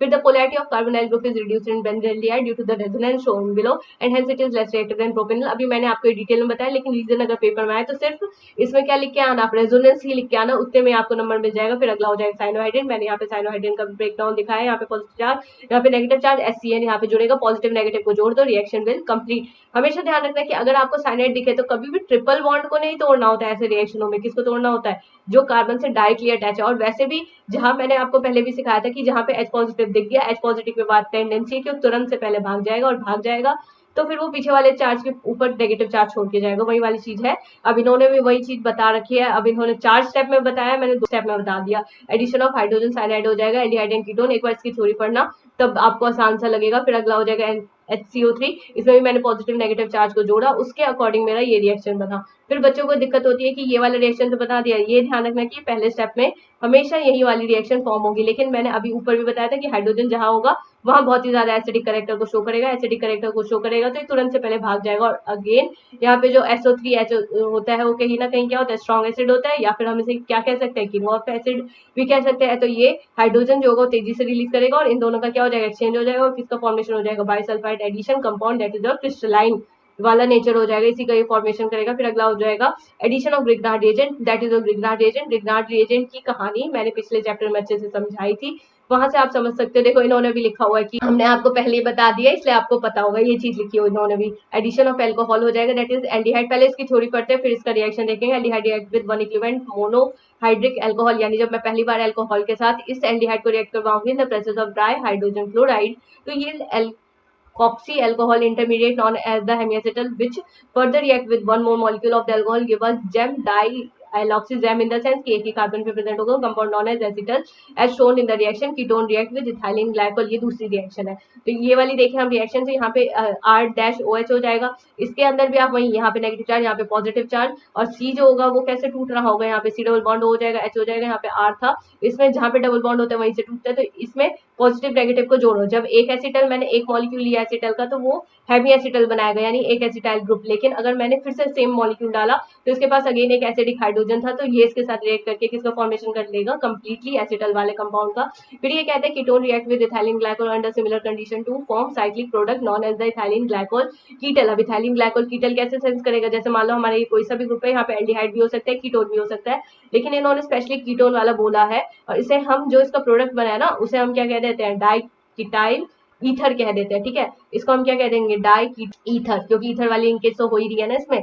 तो इस वाले में भी मैंने देखो इसका जो यहाँ पे रिएक्टेंट था उसको कैसे तोड़ा है, उस तरीके से फिर मैंने इसका बॉन्ड बना दिया, ये समझ लेना। लेकिन बाद में प्रोडक्ट किसका फॉर्मेशन होगा? इथाइलिन ग्लाइकोल कीटल या डाइकीटल ईथर भी से बोल देता है।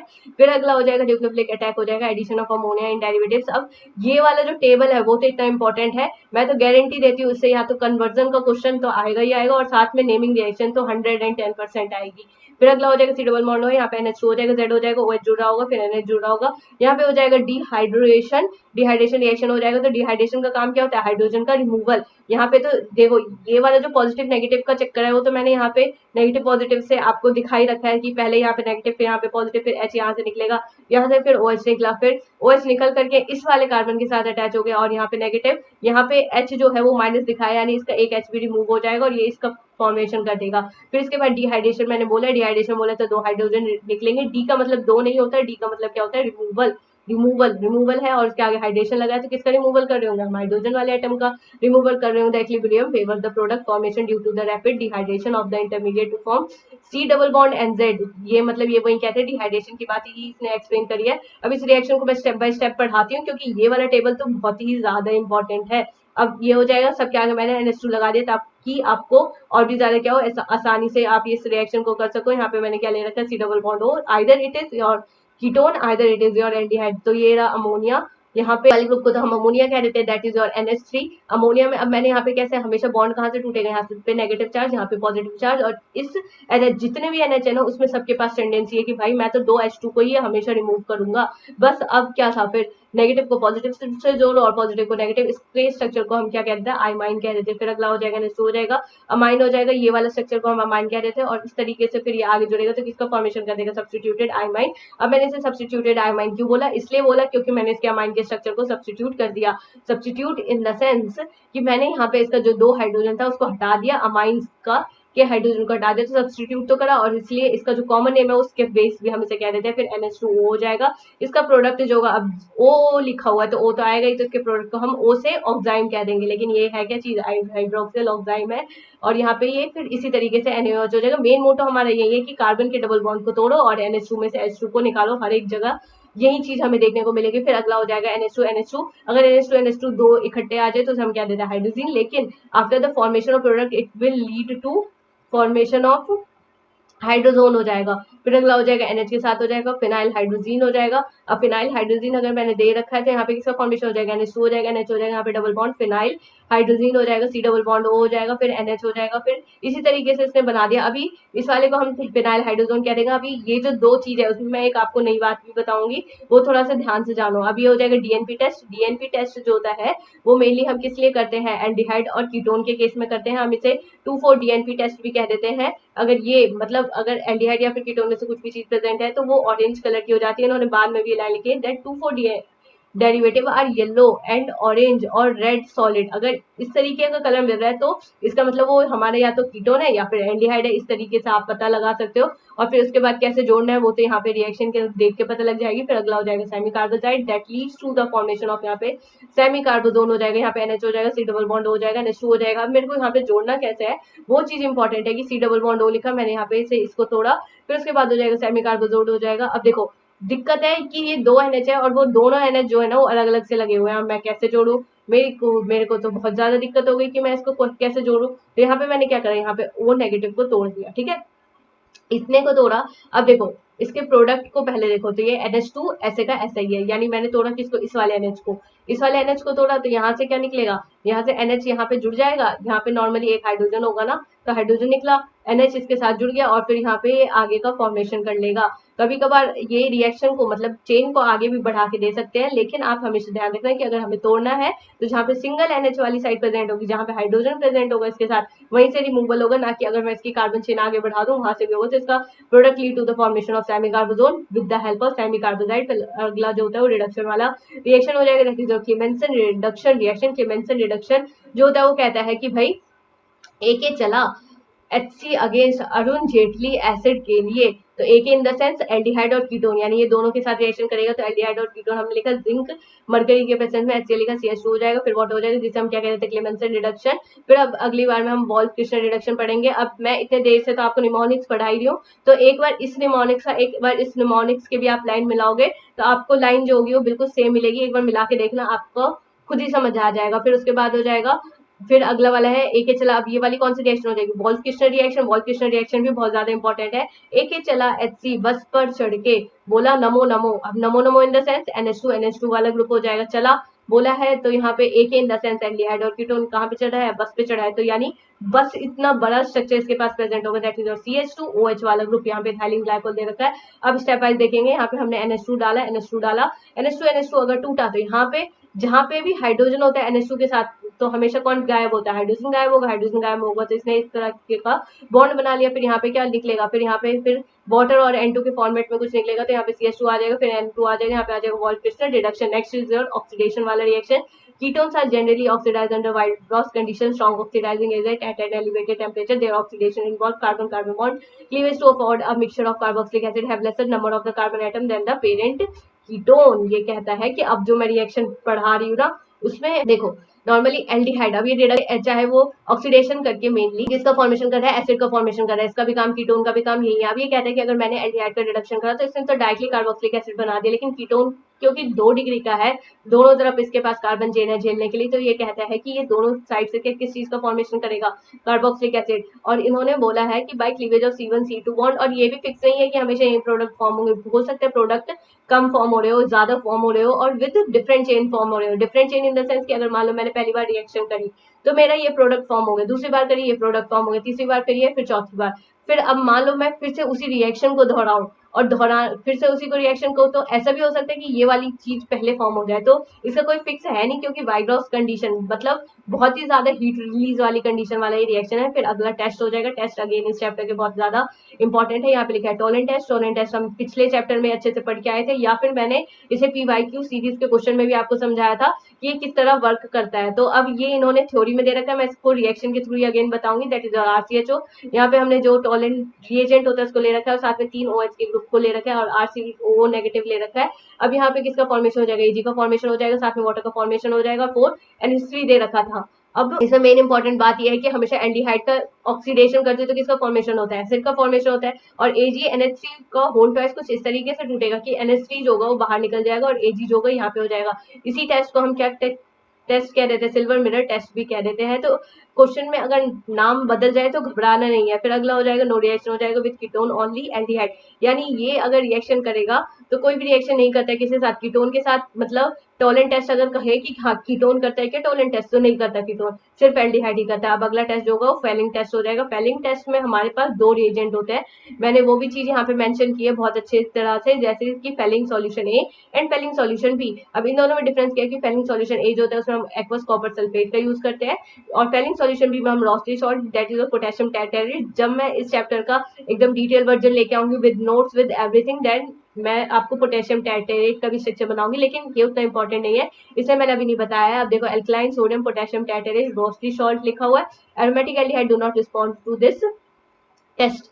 यानी कि अगर मान लो अब ऊपर वाले रिएक्शन से तो मैं किसके बीच में डिस्टिंग्विश टेस्ट कर सकती हूँ, कीटोन और एल्डिहाइड के बीच में। लेकिन अगर मेरे को यही आ जाए कि मेरे पास दो एल्डिहाइड है, एक ये एल्डिहाइड मान लो या फिर एक बेंजेल्डिहाइड मान लो, ठीक है, तो ये कहते हैं कि अगर एरोमेटिक एल्डिहाइड है तो उसके साथ तो ये रिएक्शन देगा नहीं। इन दोनों में डिफरेंशिएट करने के लिए आ जाए तो उसके लिए आप फेलिंग टेस्ट का ही यूज करोगे। अगेन अब यहाँ पे ये देखो इथेनॉल जो है, यहाँ पे फेलिंग टेस्ट जो होता है वो मेनली आपका एल्डिहाइड है वो तो देता ही है फेलिंग टेस्ट, लेकिन कीटोन भी किसी किसी केसेस में दे देता है। तो अगर ये पूछ ले कि ऐसा कौन सा रिएजेंट, ऐसा कौन सा टेस्ट है जिसमें कीटोन भी आ सकता है, तो इसी में आ सकता है। फिर अगला कहता है कि ये वाला जो ग्रुप है वो इंपॉर्टेंट है और ये क्वेश्चन आता भी है कि इथेनॉल जो है वो फेलिंग आयोडोफॉर्म वाला टेस्ट देता है। इसमें हम देखें कि हाँ ये कैसे देगा, फेलिंग आयोडोफॉर्म टेस्ट देता है, दैट इज और इथेनॉल वाला कंपाउंड कि इसके पास ये इतनी पावर है कि फेलिंग भी दे सकते हैं, आयोडोफॉर्म टेस्ट भी दे सकते हैं। एक्सेप्शन केस है, इसको जरूर याद करके जाना। मैं तो कहती हूँ कि पूरा पैराग्राफ पढ़ो या ना पढ़ो, इस वाले रिएजेंट को जरूर याद करके जाना। फिर अगला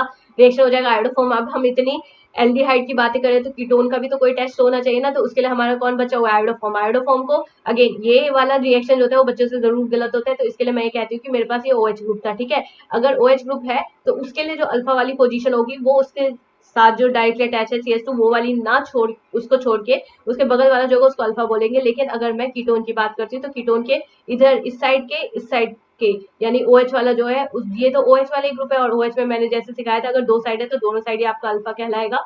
और यहाँ पे अगर C डबल बॉन्ड OH है यानी कि आपका या तो एल्डिहाइड दे रखा है या फिर कीटोन दे रखा है, तो जो एल्डिहाइड है उससे जो डायरेक्टली कार्बन अटैच है वो अल्फा हो जाएगी, चाहे इधर हो चाहे इधर हो। फिर अगला हो जाएगा only ketone will give iodoform test. सिर्फ कीटोन जो होता है वही जो होता है वो आयोडोफॉर्म टेस्ट देता है। और अल्फा पोजीशन तो मैंने बताई थी, क्योंकि बच्चे मेनली दिक्कत और गलती करते हैं OH और यहाँ पे एल्डिहाइड और कीटोन के अल्फा पोजीशन को जानने में। फिर अगला हो जाएगा oxidation of methyl ketone by haloform reaction that is sodium. अब थोड़ा सा नाम भी देख लेते हैं, नाम भयानक है लेकिन रिएक्शन बहुत ज्यादा इजी है। Sodium hypohalite to sodium salt corresponding carboxylic acid have one carbon atom less than that of the carbonyl compound। फिर अगला हो जाएगा यहाँ पे देखो RC डबल बॉन्ड OCH3 था, यहाँ पे हो जाएगा NaOH हो जाएगा।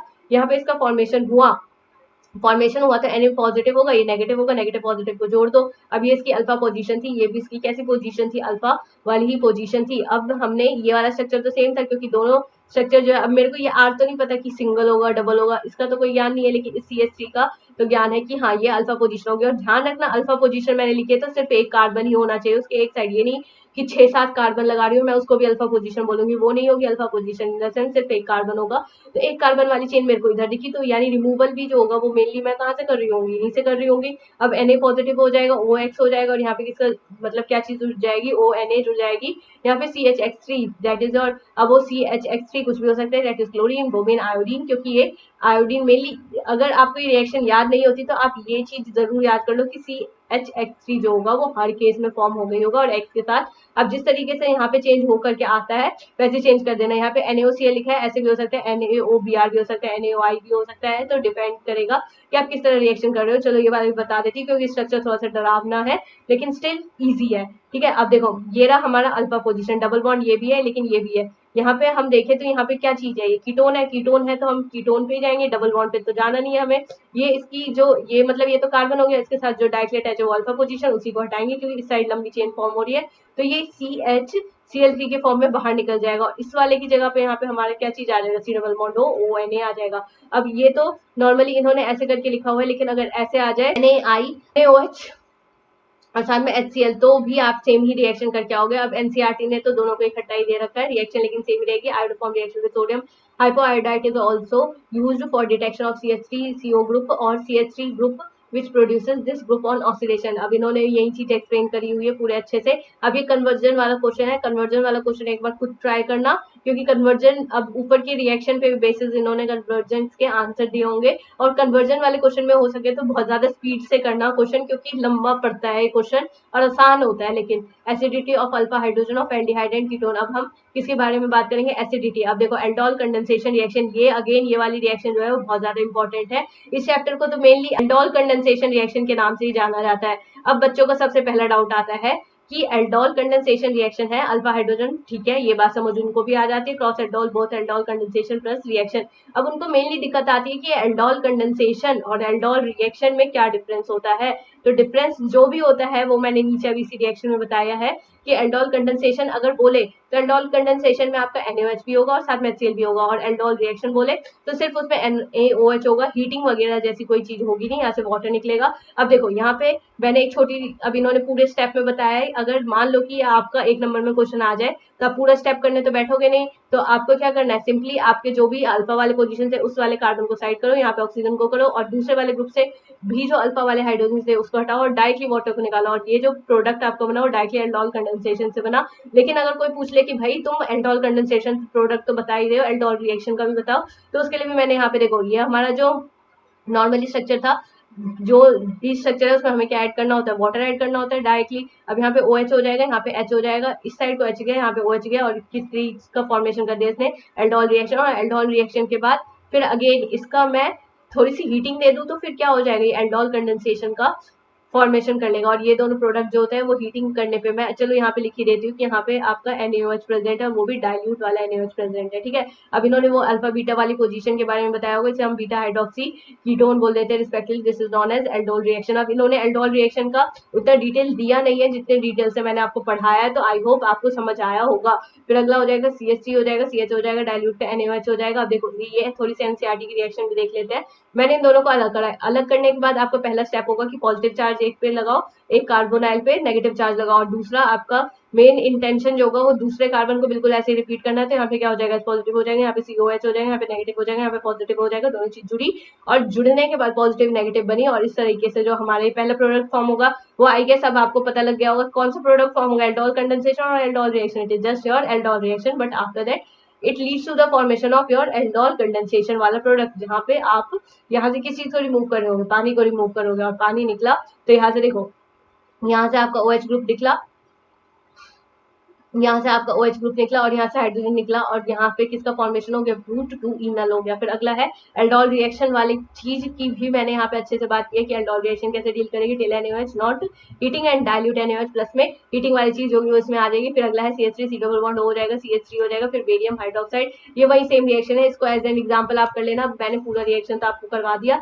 फिर ये कहते हैं aldol and ketone release lose water, मतलब धीरे धीरे पानी को रिलीज करेगा to give alpha beta unsaturated carbonyl compound which are aldol condensation product and the reaction is called aldol condensation. अब इन्होंने वही 2 पैराग्राफ में एल्डोल रिएक्शन एल्डोल कंडेंसेशन के बारे में एक्सप्लेन करा है, लेकिन ऐसी लाइनें लिखी है ना कि जो बच्चा पहली बार पढ़े तो कंफ्यूज ही होगा, और उसके अलावा आई डोंट थिंक कि कुछ होगा। अब अगली बात आती है cross aldol reaction. Cross aldol जब भी बात होता है तो हमेशा ध्यान रखना कि जो हमारा पहला वाला रिएक्टेंट है और जो दूसरा वाला रिएक्टेंट है वो हमेशा क्या होने वाला है, डिफरेंट होने वाला। अगर डिफरेंट है तो 110% क्या होगा, क्रॉस एल्डोल होगा। क्रॉस एल्डोल जहां होगा वहां पे ऑलवेज किसी चीज का फॉर्मेशन होगा, 4 प्रोडक्ट का फॉर्मेशन होगा, और मेरे से लिख के ले लो कि ये वाला क्वेश्चन जो होगा ये जरूर आएगा बोर्ड में, चाहे 2 नंबर का ही क्यों ना आए। और इसमें 4 प्रोडक्ट कैसे बनेंगे उसमें भी हमेशा बच्चों को दिक्कत होती है। तो मान लो कि मेरे पास ये वाले दोनों ग्रुप थे। अब देखो यहाँ पे मेरे पास नॉर्मली अगर मैं देखूं, मैंने यहाँ पे दो ग्रुप को ले रखा है। एक यहाँ पे, चलो मैं यहाँ पे लिख देती हूँ, दैट इज मैं यहाँ पे CH3 ले रही हूँ, C double bond O H ले रही हूँ, और साथ में इसके साथ ही मैं यहाँ पे ले रही हूँ CH3 CH2 C double bond O और H ले रही हूँ। ये दो अलग अलग ग्रुप हो गए। दो अलग अलग ग्रुप हुए तो डिफाइन मैं कैसे करूंगी? दो अलग अलग ग्रुप हुए तो वहीं पे मेरे दिमाग में क्या आ जाएगा? क्रॉस एंड ऑल आ जाएगा। क्रॉस एंड ऑल आएगा तो एक काम करना, जो छोटा वाला ग्रुप है उसको पहले 2 बार रिपीट कर देना। फिर क्या करोगे? फिर जो बड़ा वाला ग्रुप है उसको भी 2 बार रिपीट कर देना। सेम रिएक्शन प्रोडक्ट तो आई नो आप बना लोगे, ऊपर भी मैंने एक्सप्लेन करा था। फिर अगला हो जाएगा, फिर क्या करना है आपको? इसको मतलब एक छोटे वाले ग्रुप को फिर करो, फिर बड़े वाले ग्रुप को करो। अब आपको दिक्कत होगी तो एक बार न्यूक्लियोफाइल इसको ले लेना, एक बार न्यूक्लियोफाइल इसको ले लेना, 2 बार न्यूक्लियोफाइल अलग अलग लोगे तो आंसर जो होगा वो आपका अपने आप क्या आ जाएगा? डिफरेंट आ जाएगा। अब इन्होंने भी बिल्कुल इसी तरीके से इस चीज को समझाया है जिस तरीके से मैंने बताया। बस आपको प्रोडक्ट बनाना आना चाहिए, मेथड तो वही होगा जो मैंने बताया। और अनसिमेट्रिक और सिमेट्रिक का थोड़ा ध्यान रखना है। अगर दो सेम ग्रुप ले रही तो सिमेट्रिसिटी होगी, चाहे वो कितने भी लंबे ग्रुप हो। चाहे वो अनसिमेट्रिक तब होगा जब दो डिफरेंट ग्रुप मैं यहाँ पे ले रही हूँ, लीड कर रही हूँ। फिर अगला हो जाएगा द रिएक्शन हो जाएगा, that is Cannizzaro reaction. Cannizzaro reaction का मतलब ये क्या होता है? जिसमें मैं कंसंट्रेटेड, अब यहाँ पे मैंने कंसंट्रेटेड KOH लिखा है तो मैं यहाँ पे क्या ले सकती हूँ? कंसंट्रेटेड NaOH भी ले सकती हूँ, कोई ज्यादा बहुत बड़ा डिफरेंस होगा नहीं। फिर यहाँ पे अल्फा हाइड्रोजन हो जाएगा जिसके अंदर एब्सेंट होते हैं, यानी ऐसा केस भी तो हो सकता है कि मतलब ऐसा एल्डिहाइड जिसमें मेरा हाइड्रोजन ही एब्सेंट है, तो उस केस में मैं क्या करूंगी? डिस्प्रोपोर्शनेशन। डिस्प्रोपोर्शनेशन के बारे में और डिटेल में पढ़ेंगे हम किसके अंदर? डी ब्लॉक के अंदर, what is disproportionation reaction and how is it work. अब देखो फॉर्मेल्डिहाइड था, इसमें ये रिएक्शन तो बहुत ही ज्यादा इजी होती है। एक बार इसका ऑक्सीडेशन करो, एक बार इसका रिडक्शन करो। अगर इसका रिडक्शन करोगे तो OH का फॉर्मेशन होगा, और अगर इसका ऑक्सीडेशन करोगे तो यहाँ पे किसका फॉर्मेशन होगा? एसिड का फॉर्मेशन हो रहा होगा, that is your carboxylic acid. फिर अगला हो जाएगा बेंजोल्डिहाइड।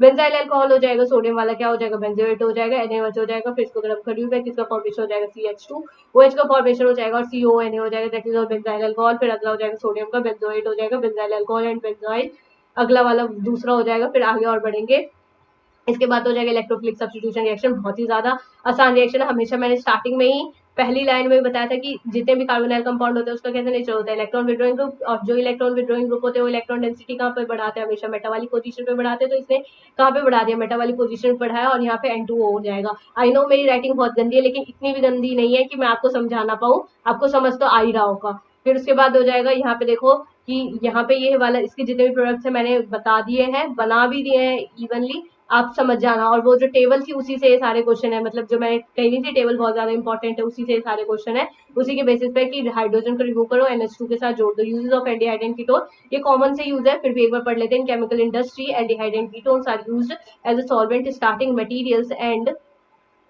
reagent for synthesis of other product. Formaldehyde is also known as formalin. Formaldehyde को हम फॉर्मेलिन भी कह रहे थे, और फॉर्मेलिन के केस में कितने परसेंट का इसके अंदर एल्डिहाइड का रेक्टर रहता है? 40%। Solution use to preserve biological specimen and to prepare Bakelite और फिनॉल फॉर्मेल्डिहाइड रेसिन। अब बेकेलाइट क्या होता है? जो कि फिनॉल भी है उसके अंदर, फॉर्मेल्डिहाइड जैसे स्ट्रक्चर वैसे इसका स्ट्रक्चर आएगा नहीं, आएगा भी तो बेकेलाइट अगर आए क्वेश्चन तो सिर्फ इतना लिख के आ जाना तो भी आपको नंबर मिलेगा। Urea formaldehyde use, urea formaldehyde जो होता है किसकी तरह काम करता है? यूरिया। यूरिया ये वही वाला यूरिया है जो कि हमने 11th क्लास में जो पहला चैप्टर ऑर्गेनिक का जो बेसिक पढ़ाते हैं, जब पढ़ाते हैं कि ऑर्गेनिक कंपाउंड का फॉर्मेशन कहाँ से हुआ था, तो ये वही वाला यूरिया है।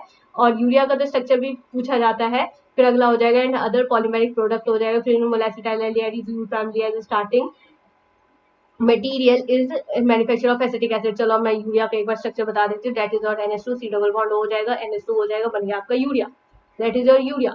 फिर अगला हो जाएगा फिनाइल एसिटेट हो जाएगा, पॉलीमर्स हो जाएगा, ड्रग्स हो जाएगा। Benzaldehyde is used in perfumery and in dye industries. Acetone and ethyl methyl ketone, ये वही यूजेस लिखे हैं। वेनिलीन, एसीटोन, कैम्फर, अब मतलब कहाँ कहाँ पे इसका यूज होता है इतना ज्यादा लाइन पढ़ना याद रहे तो ठीक, ना रहे तो कोई दिक्कत वाली बात नहीं, क्योंकि ये रिएक्शन उतना इंपॉर्टेंट नहीं है, लाइन इतनी इंपॉर्टेंट नहीं है, लेकिन ये line important. Some higher members of aliphatic carboxylic acid that is C12 and C18 known as the fatty acid, जिसे हम कह रहे थे occur in natural fats as ester of glycerol, इसे हम क्या कह रहे थे? एस्टर्स ऑफ ग्लिसरॉल कहते हैं। ग्लिसरॉल का स्ट्रक्चर, ये आपका होमवर्क क्वेश्चन है कि ग्लिसरॉल का स्ट्रक्चर कैसे होता है। ये मैंने पिछले मतलब लास्ट सेकंड लेक्चर में हमने पढ़ा था ये कि ग्लिसरॉल का स्ट्रक्चर कैसे होता है, किस तरीके से दिखता है, तो उसी पे ये बेस्ड है। फिर वो अगेन वो बेसिक वाली चीजें यहाँ पे लिखी हुई है, कार्बोक्सिलिक एसिड कैसा होता है, कैसे रन करते हैं, नॉमेनक्लेचर इंपॉर्टेंट है। और ये वाला क्वेश्चन जो है वो नीट और जेई के पॉइंट ऑफ व्यू से भी इंपॉर्टेंट है, और बोर्ड में भी शायद आ सकता है। Since carboxylic acid are among the earliest organic compound to be isolated from the nature, a large number of them are known by their common name. The common name end with suffix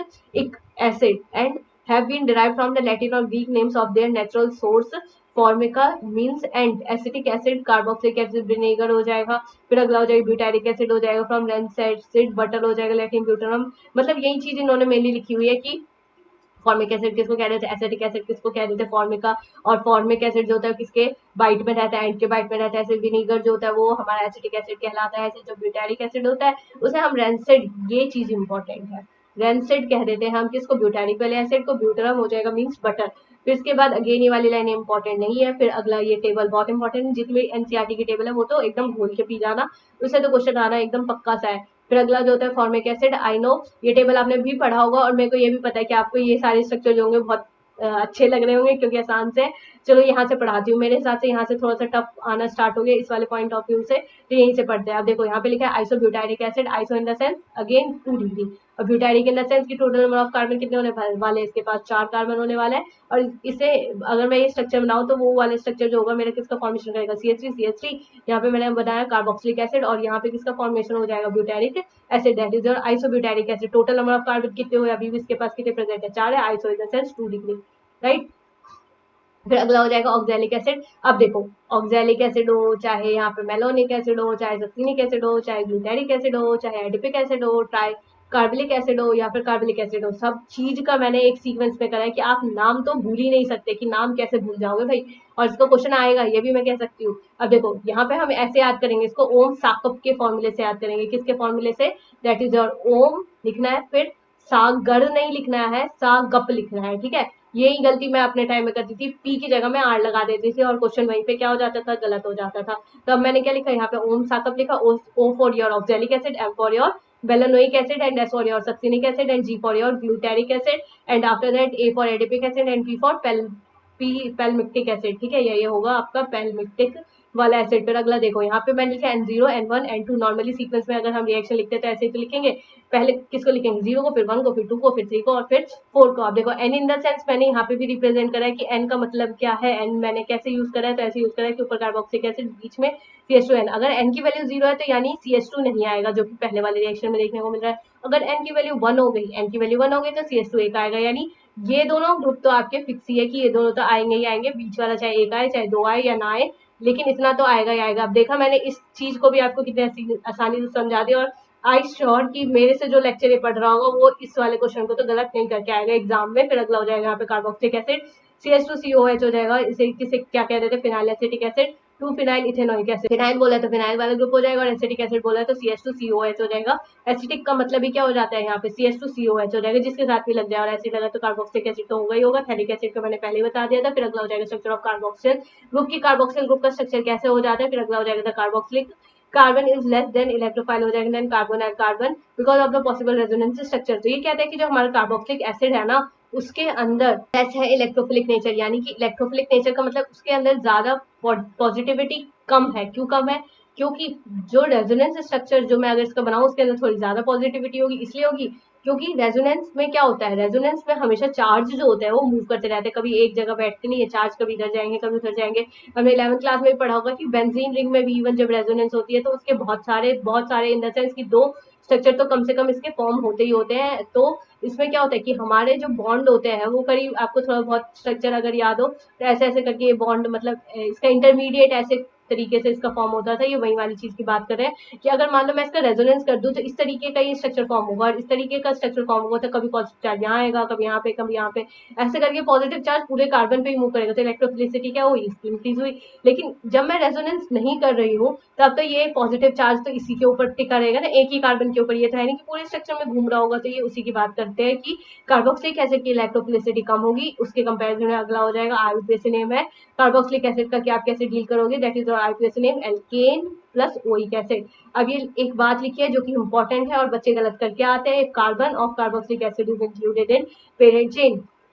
इन्होंने बोला है कि अगर मैं IUPAC name लिख रही हूँ तो इसके अंदर अगर मैं मान के चलो, जैसे मैं ये लिख दूँ CH3COH हो जाएगा, तो इसे मैं क्या कहूंगी, इथेनोइक एसिड कहूंगी। इथेनोइक एसिड कह रही हूँ तो इसके अंदर जो हमारा ये वाला जो कार्बोक्सिलिक ग्रुप वाला कार्बन है, इसकी भी मैंने नंबरिंग की है, इस कार्बन को भी नंबरिंग करते वक्त इंक्लूड किया है। अब हो जाएगा आईयूपीएसी नेम, अगेन ये क्वेश्चन आप खुद ही से करना। फिर अगला हो जाएगा method of preparation of carboxylic acid. अब हमने एल्डिहाइड कीटोन की तो पढ़ लिया, अब इसकी भी पढ़ लेते हैं, दैट इज और RCH2OH हो जाएगा, एल्कलाइन K-4 हो जाएगा, CO पॉजिटिव हो जाएगा, किसका फॉर्मेशन करेगा कार्बोक्सिलिक एसिड का, दैट इज और पोटेशियम परमैंगनेट KMnO4, ये ये जो पोटेशियम परमैंगनेट KMnO4 जो है ये हम पिछले चैप्टर से ही पढ़ रहे हैं, और पिछले चैप्टर में तो मैंने रिएजेंट का भी यूज करके बताया था कि किस वाले के साथ आप क्या करते हो, मतलब किस में आप 1 डिग्री का अल्कोहल यूज करोगे, किस में आप 2 डिग्री का अल्कोहल करोगे, वो चीज आपने देखी होगी उस वाले लेक्चर में।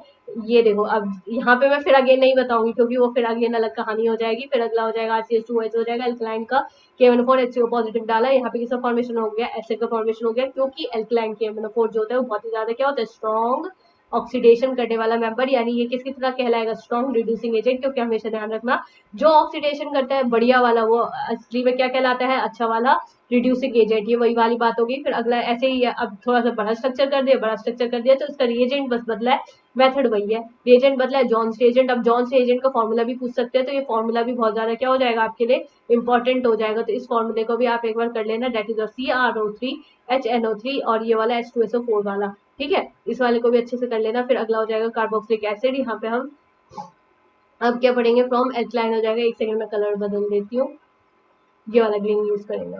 देखो, फ्रॉम एल्कलाइन बेंजीन हो जाएगा। अब ये KMnO4 वाली रिएक्शन, अब ये देखो, इसको हम फूक वाली रिएक्शन मैं अपने टाइम में याद करती थी, तो इसे फूक रिएक्शन से ही बोलती थी, क्योंकि ये थोड़ा सा याद भी रहता है और आसानी भी होती है, और नाम तो एकदम अच्छा सा है ही। फिर अगला हो जाएगा एरोमेटिक कार्बोक्सिलिक एसिड हो जाएगा, जो कि हम प्रिपेयर्ड, अब ये लाइन अगेन आप खुद ही पढ़ लेना। अब देखो, यहाँ पे जो रिएक्शन थी वो चीज मैं आपको एक्सप्लेन कर देती हूँ। जैसे CH3 थी, KMnO4 था, KOH था, हमेशा मेरे को हाइड्रोकार्बन दिया हो ना, तो हमेशा मतलब 99% के केसेस में ना हमेशा किसका फॉर्मेशन होगा, इसी वाले बेंजीन रिंग का, और साथ में उसके साथ कार्बोक्सिल ग्रुप अटैच होगा, that is your carboxylic acid वाला बेंजीन कार्बोक्सिलिक एसिड उसे कह देते हैं। तो इसी चीज का हमेशा फॉर्मेशन होगा, और अगर मैंने इसमें हाइड्रोनियम आयन डाला तो अपना H पॉजिटिव दे करके इस वाले के को रिप्लेस करवाने का।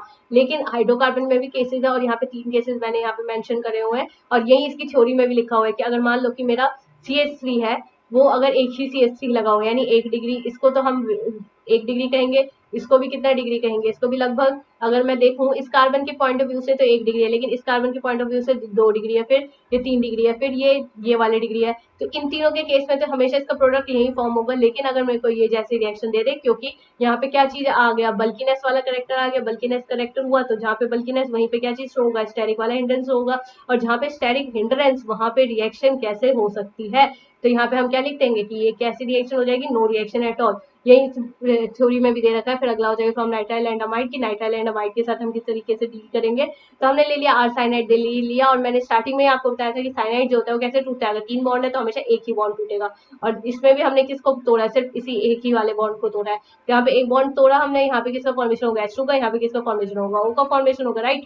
फिर अगला जो होता है, अब समझो यहाँ पे, अब वाटर को तो मैंने तोड़ दिया, एक बार तो टूट गया, बहुत बढ़िया। फिर उसके बाद जब दूसरे बार इसके तोड़ने की बारी है, तो हम कैसे वाटर इसमें ऐड करेंगे।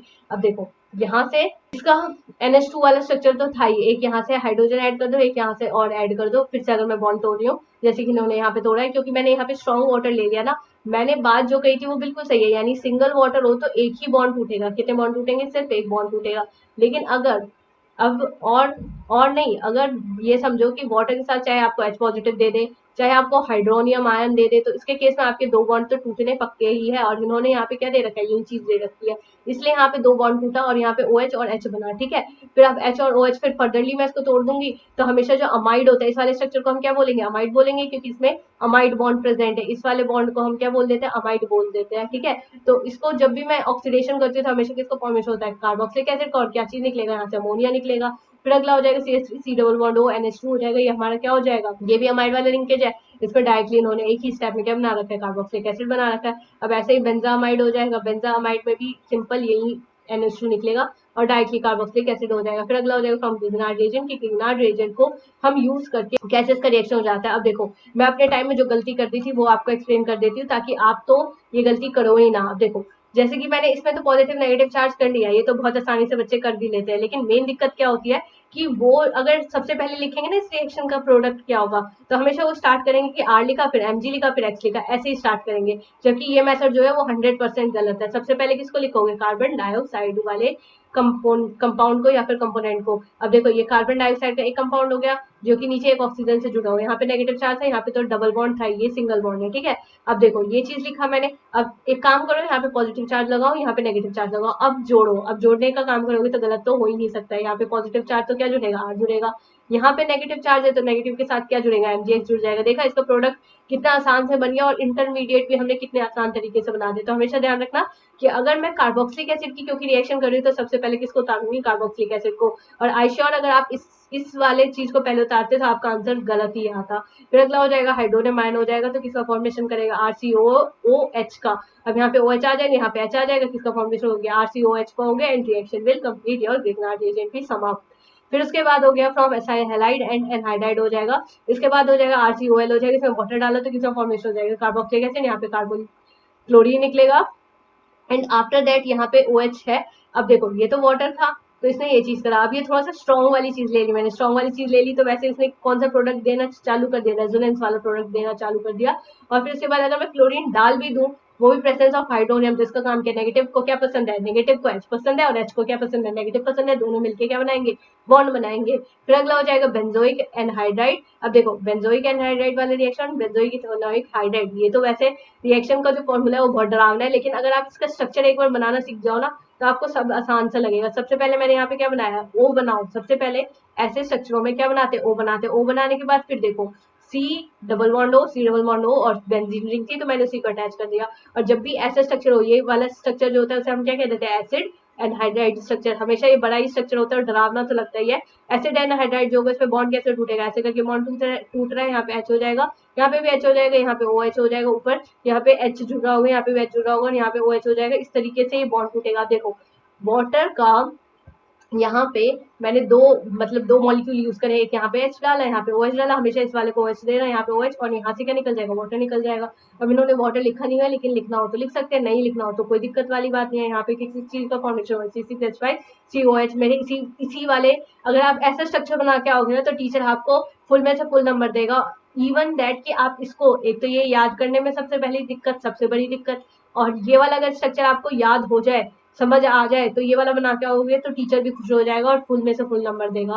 फिर अगला है C6H5 हो जाएगा, C डबल बॉन्ड O, मतलब यही वाला सेम स्ट्रक्चर है। इसमें भी मेरे को मतलब मैं ये कहती हूँ कि 99% जितने भी एसिड एनहाइड्राइड होते हैं उसमें यही वाला मेथड लगाना, और आंसर जो होगा वो आपका गलत हो ही नहीं सकता। दोनों साइड मतलब एक इस साइड वाटर ऐड करो, एक नीचे साइड। ये ध्यान रखना कि हमेशा ये जो लंबी वाली चेन है यानी एसिटाइल वाली चेन है उसके साथ ही OH लगाना, और उस साइड वाले मतलब एक साइड ये टेंडेंसी रखना कि वाटर को रिलीज कर सको। मूव ऑन करेंगे। फिर अगला है एस्टर वाला कंपाउंड, इथाइल बेंजोएट, बेंजोएट, 8 लगा है तो ये वाला कौन सा बॉन्ड होता है, दैट इज योर एस्टर वाला बॉन्ड हो जाएगा। यहाँ पे C2H5 आ जाएगा, यहाँ पे इस चीज का फॉर्मेशन हो जाएगा, इथाइल बेंजोएट इसे हम कह देते हैं कार्बोक्सिलिक एसिड के साथ। फिर अगला हो जाएगा C2H5 OH हो जाएगा। अब देखो ये चीज कैसे टूटी और ये कैसे, हमने सेकेंड चैप्टर में इसी क्लास 12th में ही क्या चीज पढ़ा था, जिसमें हम एसिड की मदद से और अल्कोहल की मदद से एस्टर बनाते थे, और एस्टर की स्मेल कैसी होती है, अच्छी सी होती है। तो जब वो चीज जब हम बनाते थे तब तो हम इन दोनों का लेते थे। अब जब हम एस्टर को तोड़ेंगे तो फॉर्मेशन भी किसका होगा, एसिड का फॉर्मेशन होगा। और एसिड में भी कोई घबराने वाली बात है नहीं। देखो आपको सिंपल सा मेथड करना है, दैट इज देखो यहाँ से आपका जो एसिड था, अब ये 2 कार्बन है तो 2 कार्बन है तो दोनों में बटेगा। अब दोनों में बटेगा तो एक जो ये वाली चीज थी वो तो इसके साथ आ जाएगी, यानी एसिड के साथ आ जाएगी, और C2H5OH जो होगा वो दूसरे वाले के साथ आ जाएगा। अब ये बॉन्ड ब्रेक डाउन कैसे होगा वो बताती हूँ मैं, किसके साथ, अब ये बॉन्ड किस तरीके से ब्रेक डाउन हुआ होगा वो चीज मैं थोड़ी सी समझाती हूँ। जैसे कि समझो ये बेंजीन रिंग है, ठीक है। अब बेंजीन रिंग है तो इसमें टूटेगा कहाँ से, यही तो मेन डाउट होगा आप लोगों का, ये टूटेगा कहाँ से, तो क्या यहाँ से टूट सकता है कभी, ये कभी नहीं टूट सकता। क्यों नहीं टूट सकता, पार्शियली डबल बॉन्ड करेक्टर, हमने फर्स्ट चैप्टर से ये वाली बात पढ़ी कि पार्शियली डबल बॉन्ड करेक्टर की वजह से नहीं टूटेगा, तो इसलिए मैं यहाँ से तोड़ूंगी। जब मैंने यहाँ से तोड़ा यानी एक बॉन्ड छोड़ दो उसके बाद तोड़ो, और तोड़ने के बाद यहाँ पे H ऐड कर दो, यहाँ पे OH ऐड कर दो, बस यही है रिएक्शन। अब इतनी डरावनी सी इन्होंने दिखाई है। अब अगले स्टेप में मैं अगली वाली रिएक्शन बता देती हूँ। इसमें भी मैंने किसको ले रखा है, एस्टर को ही ले रखा है, और एस्टर लिया है तो इसमें क्या चीज ऐड करी, मैंने OH ऐड करी हूँ।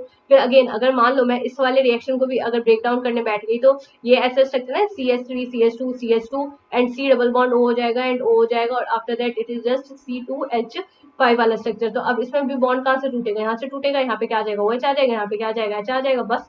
और क्या करना था, यहाँ पे OH ना आके यहाँ पे OH आ जाएगा, बस ऐसे ही करना था रिएक्शन, वही सेम मेथड। बस ये ध्यान रखना कि पार्शियली डबल बॉन्ड करेक्टर को कभी भी ना तोड़ो, ये रिएक्शन, ये जो इन्होंने ये क्वेश्चन पूछा हुआ है, कन्वर्जन जो पूछा है वो बहुत ज्यादा इजी है। अगर मेरे को बाद में टाइम मिलता है तो मैं इस कन्वर्जन के लिए भी आपके लिए एक अलग सा लेक्चर ले आऊंगी, तो आप वहां पे समझ सकते हो। फिर अगला हो जाएगा फिजिकल प्रॉपर्टी। अब मैं यहाँ पे कार्बोक्सिलिक एसिड की फिजिकल प्रॉपर्टीज के बारे में पढ़ूंगी, उसके बॉइलिंग पॉइंट के बारे में पढ़ूंगी।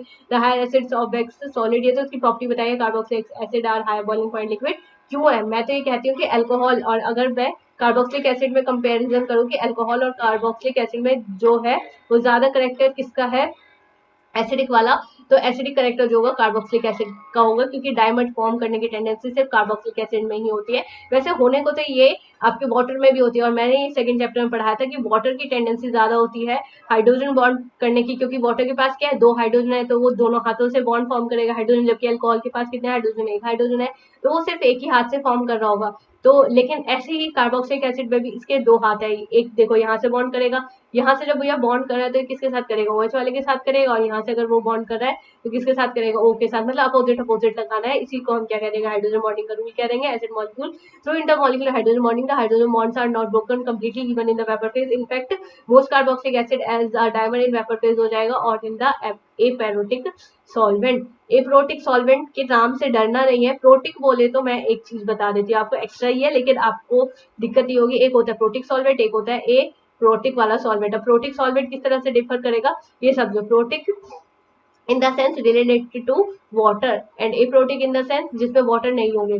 वाटर इन नहीं होंगे तो यानी कि जो भी आपके ऑर्गेनिक कंपाउंड होते हैं वो सारे इसमें आ जाते हैं, और जिसमें वाटर प्रेजेंट है वो किसमें चला जाएगा, आपके प्रोटिक वाले सॉल्वेंट में चला जाएगा। फिर इसके आगे बढ़ेंगे, फिर ये कहता है कि benzoic acid the simplest aromatic carboxylic acid, ठीक है, सबसे सिंपलेस्ट वो कार्बोक्सिलिक एसिड है क्योंकि बेसिक स्ट्रक्चर है, is nearly insoluble in cold water, cold water के अंदर इनसॉल्युबल होता है। Carboxylic acid are soluble in less polar organic solvent like benzene, ether, alcohol, chloroform. तो अभी तक मैं जितनी भी कहानी पढ़ाया, चाहे वो हेलो एल्केन पढ़ाया, चाहे मैं थोड़ा सा कंपैरिजन करती हूँ 3-4 चैप्टर के बीच में, तो आपको और अच्छे से समझ आएगा। हेलो एल्केन पढ़ाया ठीक है, अल्कोहल पढ़ाया है वो भी ठीक है, कार्बोक्सिलिक एसिड पढ़ा रही हूँ वो भी ठीक है। अब डिफरेंस क्या है और सब में सिमिलैरिटी क्या है कि सब जो है वो वाटर में डिजोल्व ही नहीं होते।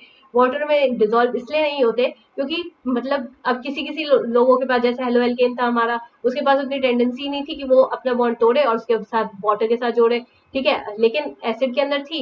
लेकिन अगर मैं एसिड का लंबा चेन कर दूं, एलिफेटिक चेन को लंबा कर दूं, तो क्या उसके पास टेंडेंसी बचेगी कि वो वाटर में डिजोल्व हो जाए। और अगर कोल्ड वाटर ले लूं तो तब तो बिल्कुल टेंडेंसी बचने ही नहीं वाली है। ऐसे सेम यहाँ पे कार्बोक्सिलिक एसिड के साथ भी बिल्कुल ऐसा होगा, लेकिन तीनों ही कंपाउंड, तीनों ही चैप्टर में जो ये सारी चीजें थी वो ऑर्गेनिक सॉल्वेंट के साथ जरूर डिजोल्व हो जाते थे, क्योंकि ऑर्गेनिक सॉल्वेंट के पास खुद इतनी टेंडेंसी होती है कि वो सबको डिजोल्व करवा ले। और हमने ये रूल पढ़ा था, like dissolve like, 11th class में। अब आप कमेंट में लिखना कि लाइक डिजोल्व लाइक, जो ये वाला रूल था वो किस वाले साइंटिस्ट ने दिया था और क्या सोच के दिया था, और ये भी हमने कोवेलेंट वाले चैप्टर में पढ़ा था। However, unlike phenol, they react with weaker bases such as carbonate and हमें थोड़ी सी इसकी रिएक्शन देख लेते हैं। To evolve carbon dioxide, the reaction is use to detect pressure of carboxylic acid. अब ये वही बोल रहे हैं कि प्रोडक्ट बाय प्रोडक्ट क्या निकालेगा और कैसे निकालेगा, उसी चीज के बारे में इसने बताया। अब देखो ये तो नॉर्मल सा रिएक्शन, H को हटाओ Na को लगा दो, और H को हटाया तो क्या चीज निकलेगा, H2 निकलेगा। 2 मॉलिक्यूल ले रही तो 2 हाइड्रोजन निकलेगा, 1 मॉलिक्यूल लेती तो 1 ही हाइड्रोजन निकलता। फिर अगला, अब ये वाली चीज है, अब RCOH है, यहाँ पे NaOH डाला तो अगेन क्या निकलेगा, RCONA निकलेगा, और यहाँ पे क्या निकल जाएगा, वाटर निकल जाएगा। ये तो वैसे भी बेसिक रिएक्शन और कॉमन रिएक्शन है। अब देखो इन्होंने रिएजेंट बदल दिया, तीनों केसेस में इसके रिएजेंट जो है वो बिल्कुल अलग है। अब यहाँ पे NaHCO3 हो रहा है तो कंफ्यूज बिल्कुल नहीं होना है। Na को अलग करो, जहाँ पे Na दिखे, Na हम नॉर्मली पढ़ते भी है तो इसका सीक्वेंस कैसा होता है, फर्स्ट ग्रुप के एलिमेंट है वो कहते हैं ली ना की रब से फरियाद, ठीक है। तो इस तरीके से इसका स्ट्रक्चर होता है। तो अब जैसे जैसे मैं नीचे जाती हूँ तो साइज जो होता है वो कहीं ना कहीं क्या हो रहा होता है, इंक्रीज हो रहा होता है। जब साइज इसका इंक्रीज होगा तो उसमें क्या होगा, साइज इंक्रीज होगा तो जिसका भी साइज ज्यादा होता है तो वो बहुत ज्यादा टेंडेंसी रखता है बाहर निकलने की। जैसे कि क्लोरीन, ब्रोमीन, आयोडीन, सब ऐसे आयोडीन की टेंडेंसी होती थी, वैसे ही सोडियम की बहुत ज्यादा टेंडेंसी है कि वो बाहर निकले। और दूसरा रीजन इसका ये हो सकता है कि इसका एसिडिक कैरेक्टर बहुत ज्यादा होता है, इसलिए यही चीज बाहर निकलेगी, उसके अलावा कोई निकलने नहीं वाला। और बाय प्रोडक्ट तो इन्होंने कहा ही था कि कार्बोक्सिलिक एसिड की रिएक्शन है तो क्या होने वाला, वाटर और कार्बोक्सिलिक एसिड। अब इन्होंने थोड़ी सी रेजोनेंस बताई है, एक बार मैं भी आपको बता देती हूँ कि रेजोनेंस जो है वो कैसे डील कर रही है इस वाले क्वेश्चन में। अब देखो यहाँ से बॉन्ड टूटा, यहाँ पे आ जाएगा नेगेटिव चार्ज, यहाँ पे आ जाएगा पॉजिटिव चार्ज। बस अब इन्होंने वही चार्ज स्टेप में समझा है। अब ये बाद में जो यही हम तो ऐसे समझते हैं, और हम नॉर्मली पेपर में भी स्ट्रक्चर ऐसे वाले बना के आते हैं, ना कि ऐसे वाले बना के आते हैं। अब इस वाले स्ट्रक्चर में तो मतलब ऐसा है कि असलियत में जब हम रिएक्शन करते हैं ना, प्रैक्टिकली जब करते हैं तो नॉर्मली यही वाला स्ट्रक्चर बनता है, बट अब नोटबुक में रिप्रेजेंट करना तो हम उस वाले स्ट्रक्चर को कर देते हैं। अब ये के और पीके वाली वैल्यू, ये इक्वेशन तो आपसे नहीं, आज तक तो कभी बोर्ड में भी नहीं आई, ना आपके कॉम्पिटेटिव एग्जाम में आई, लेकिन ये बात जो लिखी है वो टू मच इंपॉर्टेंट है। हम कहते हैं कि कार्बोक्सिलिक एसिड जो है वो स्ट्रॉन्ग एसिड है, ठीक है, सबसे ज्यादा स्ट्रॉन्ग एसिड है, तो उसका के वैल्यू क्या होगा, ज्यादा होगा। के वैल्यू ज्यादा होने का मतलब कि एक ऐसी चीज जिसका एसिडिक करेक्टर जो है वो बहुत बहुत बहुत ज्यादा है। और अगर पीके वैल्यू मैं बोलती हूँ जिसका के वैल्यू ज्यादा उसका पीके वैल्यू कम, ये हमने इक्विलिब्रियम वाले चैप्टर में पढ़ा होगा कि के वैल्यू जो होता है इनवर्सली प्रोपोर्शनल होता है किसके, पीके वाले वैल्यू के। इस तरीके से हमने, अब इन्होंने लाइन जो है वो इस थ्योरी में लिखी है, तो थ्योरी के हिसाब से आप पढ़ लेना, लेकिन लाइन यही है जो मैंने इसे तीन, मतलब तीन कहाँ, दो ही लाइन में मैंने इसे कन्वर्ट कर रखा है। वही चीज है ये कि 1 to 5 PK value between this and this extremely weak acid. अब यही चीज लिखा हुआ है, अगर पढ़ना हो तो आप पढ़ सकते हो। The conjugate base of phenol, a phenoxide ion has a non-equivalent resonance structure in which the negative character is also less electronegative carbon atom। अब ये कहते हैं जो फिनॉल होता है उसका जो फिनॉक्साइड आयन होता है वो नॉन इक्विवेलेंट रेजोनेंस स्ट्रक्चर दिखाएगा, जिसके अंदर नेगेटिव चार्ज हो जाएगा और लेस इलेक्ट्रोनेगेटिव कार्बन एटम पे प्रेजेंट होगा। अब ये हमारा कौन सा ग्रुप है, electron withdrawing group, electron donating group. अब ये थोड़ा सा ये बताता है कि ये चीज इसकी इलेक्ट्रोफिलिसिटी बढ़ाएगी, इसके एसिडिक करेक्टर को बढ़ाएगी, घटाएगी, किसके, कार्बोक्सिलिक एसिड के। तो अगर मान लो कि मैंने यहाँ पे था हमारा, देखो जैसे कि ये कार्बोक्सिलिक एसिड था, अब कार्बोक्सिलिक एसिड पे कोई सा भी गेस करो कि मैं यहाँ पे कौन सा इलेक्ट्रॉन विड्रॉइंग ग्रुप ले लूं। मैंने सोचा कि NO2 को क्यों ना ले लूं, यहाँ पे मैंने क्या लगा दिया, कार्बोक्सिलिक ग्रुप। अब इसका काम है कि ये चीज इससे इलेक्ट्रॉन मांगेगी, राइट।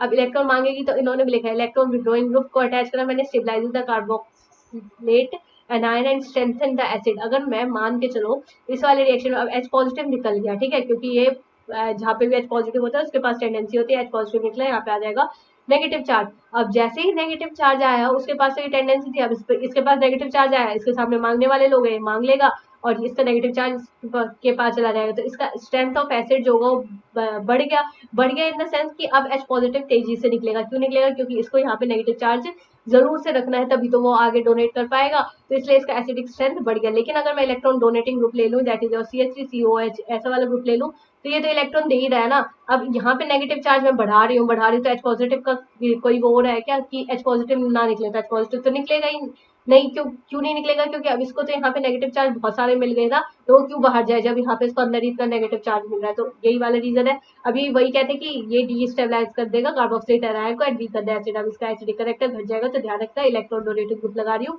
तो एसिडिक करेक्टर कार्बोक्सिलिक एसिड का घटेगा, लेकिन यही मैंने इलेक्ट्रॉन विड्रॉइंग ग्रुप लगाया तो वहां पे एसिडिक करेक्टर बढ़ रहा होगा। अब देखो ये वाली चीज, ये वाला जितना भी यहाँ से लेकर के मैं बता रही हूँ, यहाँ से लेकर के यहाँ तक चीजें ये बहुत ज्यादा इंपॉर्टेंट है। अगर मान लो आपको इस तीनों में दिक्कत हो तो बोर्ड के लिए तो नहीं, लेकिन कॉम्पिटेटिव एग्जाम में जरूर सीक्वेंस पढ़ के जाना। लेकिन ये जो ऊपर वाला सीक्वेंस है वो जरूर पढ़ के जाना कि सबसे ज्यादा एसिडिक करेक्टर CH3 का होता है, फिर NO2 का, फिर साइनाइड का, फिर F का, फिर क्लोरीन का, bromine, iodine and then phenyl का। इसी तरीके से हम देख सकते हैं, फिर आगे बढ़ेंगे। This is the because of greater electronegativity of sp2 hybridised carbon. अब कितने पेजेस बचे हैं, लेट अस सी। अभी है 1 2 3 4 5 6 पेजेस बचे हैं, बट कोई नहीं, मैं अभी इसको भी जल्दी से खत्म करवाती हूँ, आपको कोई इशू नहीं है। फिर देखेंगे यहाँ पे this is because of the greater electronegativity of hybridised. ये वाला चीज आप पढ़ना खुद से। अब देखो मैं पीके के वैल्यू में आपको बताती हूँ, मैंने यहाँ पे किसको हाईलाइट करा हुआ है, H पॉजिटिव को हाईलाइट करा हुआ है। अब इन्होंने वही OCH3 और NO2 वाली कहानी बताई। अब देखो यहाँ पे OCH3 वो इलेक्ट्रॉन दे रहा है, यहाँ पे नेगेटिव चार्ज बढ़ा, नेगेटिव चार्ज बढ़ा तो H पॉजिटिव को कभी छोड़ेगा क्या, तो इसका के कैरेक्टर क्या हो गया, यहाँ पे डिक्रीज हो गया, यहाँ पे के कैरेक्टर क्या हो गया, इसका डिक्रीज हो गया। लेकिन अगर मैं इसकी बात करूँ बेंजोइक वाले एसिड की, तो इसका तो कोई इफेक्ट ही नहीं है, ये तो जैसा है वैसा ही है। लेकिन इस वाले में अगर मैं इलेक्ट्रॉन विड्रॉ कर रही हूँ तो यहाँ पे नेगेटिव चार्ज घटा, नेगेटिव चार्ज घटा तो के वैल्यू बढ़ेगा। के वैल्यू क्यों बढ़ेगा, क्योंकि H पॉजिटिव तेजी से निकलेगा। और H पॉजिटिव के पास ये टेंडेंसी होती है कि वो तुरंत से पहले निकल जाए, तो एसिडिक करेक्टर हमेशा क्या होता है, बढ़ता है। Ethanoic acid formation of aldehyde हो जाएगा, इथेनोइक एल्डिहाइड हो जाएगा, H पॉजिटिव हो जाएगा। फिर अब मैंने इसे हीट करा, जैसे जो P2O5 हो जाएगा, हीट करूंगी तो यहाँ से क्या चीज रिमूव होगा, क्या चीज रिमूव होगा, यहाँ से क्या चीज निकल रहा है, वाटर का फॉर्मेशन वाली चीज निकल रहा है। तो ध्यान रखना कि जब भी मैं P2O5 और मतलब थोड़ा सा पॉजिटिव और हीट कर रही हूँ तो इस तरीके का ये फॉर्मेशन होगा, दैट इज इथेनोइक एनहाइड्राइड हो जाएगा। अगला हो जाएगा स्टेरिफिकेशन। स्टेरिफिकेशन में ये वाली रिएक्शन हमने चैप्टर 2 में पढ़ी थी कि दैट इज कार्बोक्सिलिक एसिड और R-OH जो होता है मतलब एसिड प्लस में alcohol always lead to the formation of what, क्या किसी का फॉर्मेशन करेंगे, एस्टर का फॉर्मेशन करेंगे। और एक और बात कि ये एस्टर का तो फॉर्मेशन हो गया, लेकिन अगर ये रिएक्शन जो होती है वो रिवर्स भी हो जाती है। अब रिवर्स किस केस में होगी, क्योंकि इन्होंने भी साइन दे रखा है, रिवर्स होगी तो हमेशा किसी चीज का फॉर्मेशन होगा, अल्कोहल और एसिड, तब उसमें कोई डिफरेंस बहुत बड़ा तो डिफरेंस नहीं आने वाला है। फिर उसके बाद हो जाएगा reaction of PCl5 PCl3 and thionyl chloride. ये वाले टेबल में मैकेनिज्म जरूर दे रखी है, लेकिन ये इंपॉर्टेंट है नहीं उतनी, कार्बोक्सिलिक एसिड के नाम पे मैकेनिज्म है। और आज तक तो किसी भी एग्जाम में जो बोर्ड एग्जाम्स होते हैं उसमें ये क्वेश्चन नहीं पूछा है, और आई थिंक नहीं पूछेगा, क्योंकि ये उतना इंपॉर्टेंट है नहीं। Reaction with PCl5 PCl3 and thionyl chloride, PCl5 PCl3 and thionyl chloride. तो ये ध्यान रखना कि PCl5 वैसे तो चाहे मैंने हेलो एल्केन में पढ़ाया हो तब भी इसका प्रोडक्ट जो था वो सेम ही बनता था, बाय प्रोडक्ट में ये चीज डिफरेंट बनती थी वहां पे भी, एक में कुछ और बनता था, एक में कुछ और बनता था, लेकिन जो इसका मेन प्रोडक्ट होगा वो दोनों में ही क्या बनेगा, सेम बनेगा। और यहाँ पे मैंने इसकी पूरा ब्रेक डाउन करके बताया कि H पॉजिटिव यहाँ पे निकलेगा, यहाँ पे नेगेटिव निकलेगा, क्लोरीन के पास नेगेटिव है, यहाँ पे क्या जुड़ जाएगा, Cl जुड़ जाएगा, और इसी को हम क्या कहते हैं, एसिड क्लोराइड। और एसिड क्लोराइड की रिएक्टिविटी जो होती है वो सबसे ज्यादा होती है। एसिड क्लोराइड मतलब हमने ये पूरी सीरीज पढ़ी होगी ना, एसिड क्लोराइड मतलब इसकी तो पूरा एक टेबल सा होता है, एसिड क्लोराइड हो जाएगा, फिर उसके बाद क्या आ जाता है, एल्डिहाइड हो जाता है, इस तरीके की जो एक पूरी सीरीज होता है। सबसे ज्यादा एसिडिक करेक्टर जो होता है वो किसके पास होता है, एसिड क्लोराइड। नाम से ही पता चल रहा है इसके जैसा स्ट्रॉन्ग कोई है नहीं। फिर उसके बाद हो जाएगा कार्बोक्सिलिक एसिड, फिर थायराइल क्लोराइड, फिर ये हो जाएगा। इसके बाय प्रोडक्ट को भी देख लेते हैं। इसके अंदर किसका फॉर्मेशन हो जाएगा, POCl3 का, ये याद कर लेना। और ये किस तरीके से फॉर्मेशन हुआ मैं कभी और आपको बताऊंगी जब मैं डिटेल में बताऊंगी, लेकिन यहाँ पे सिंपल सा समझो, किसका प्रोडक्ट POCl3 निकलेगा, फिर उसके बाद H3PO3 निकलेगा, और फिर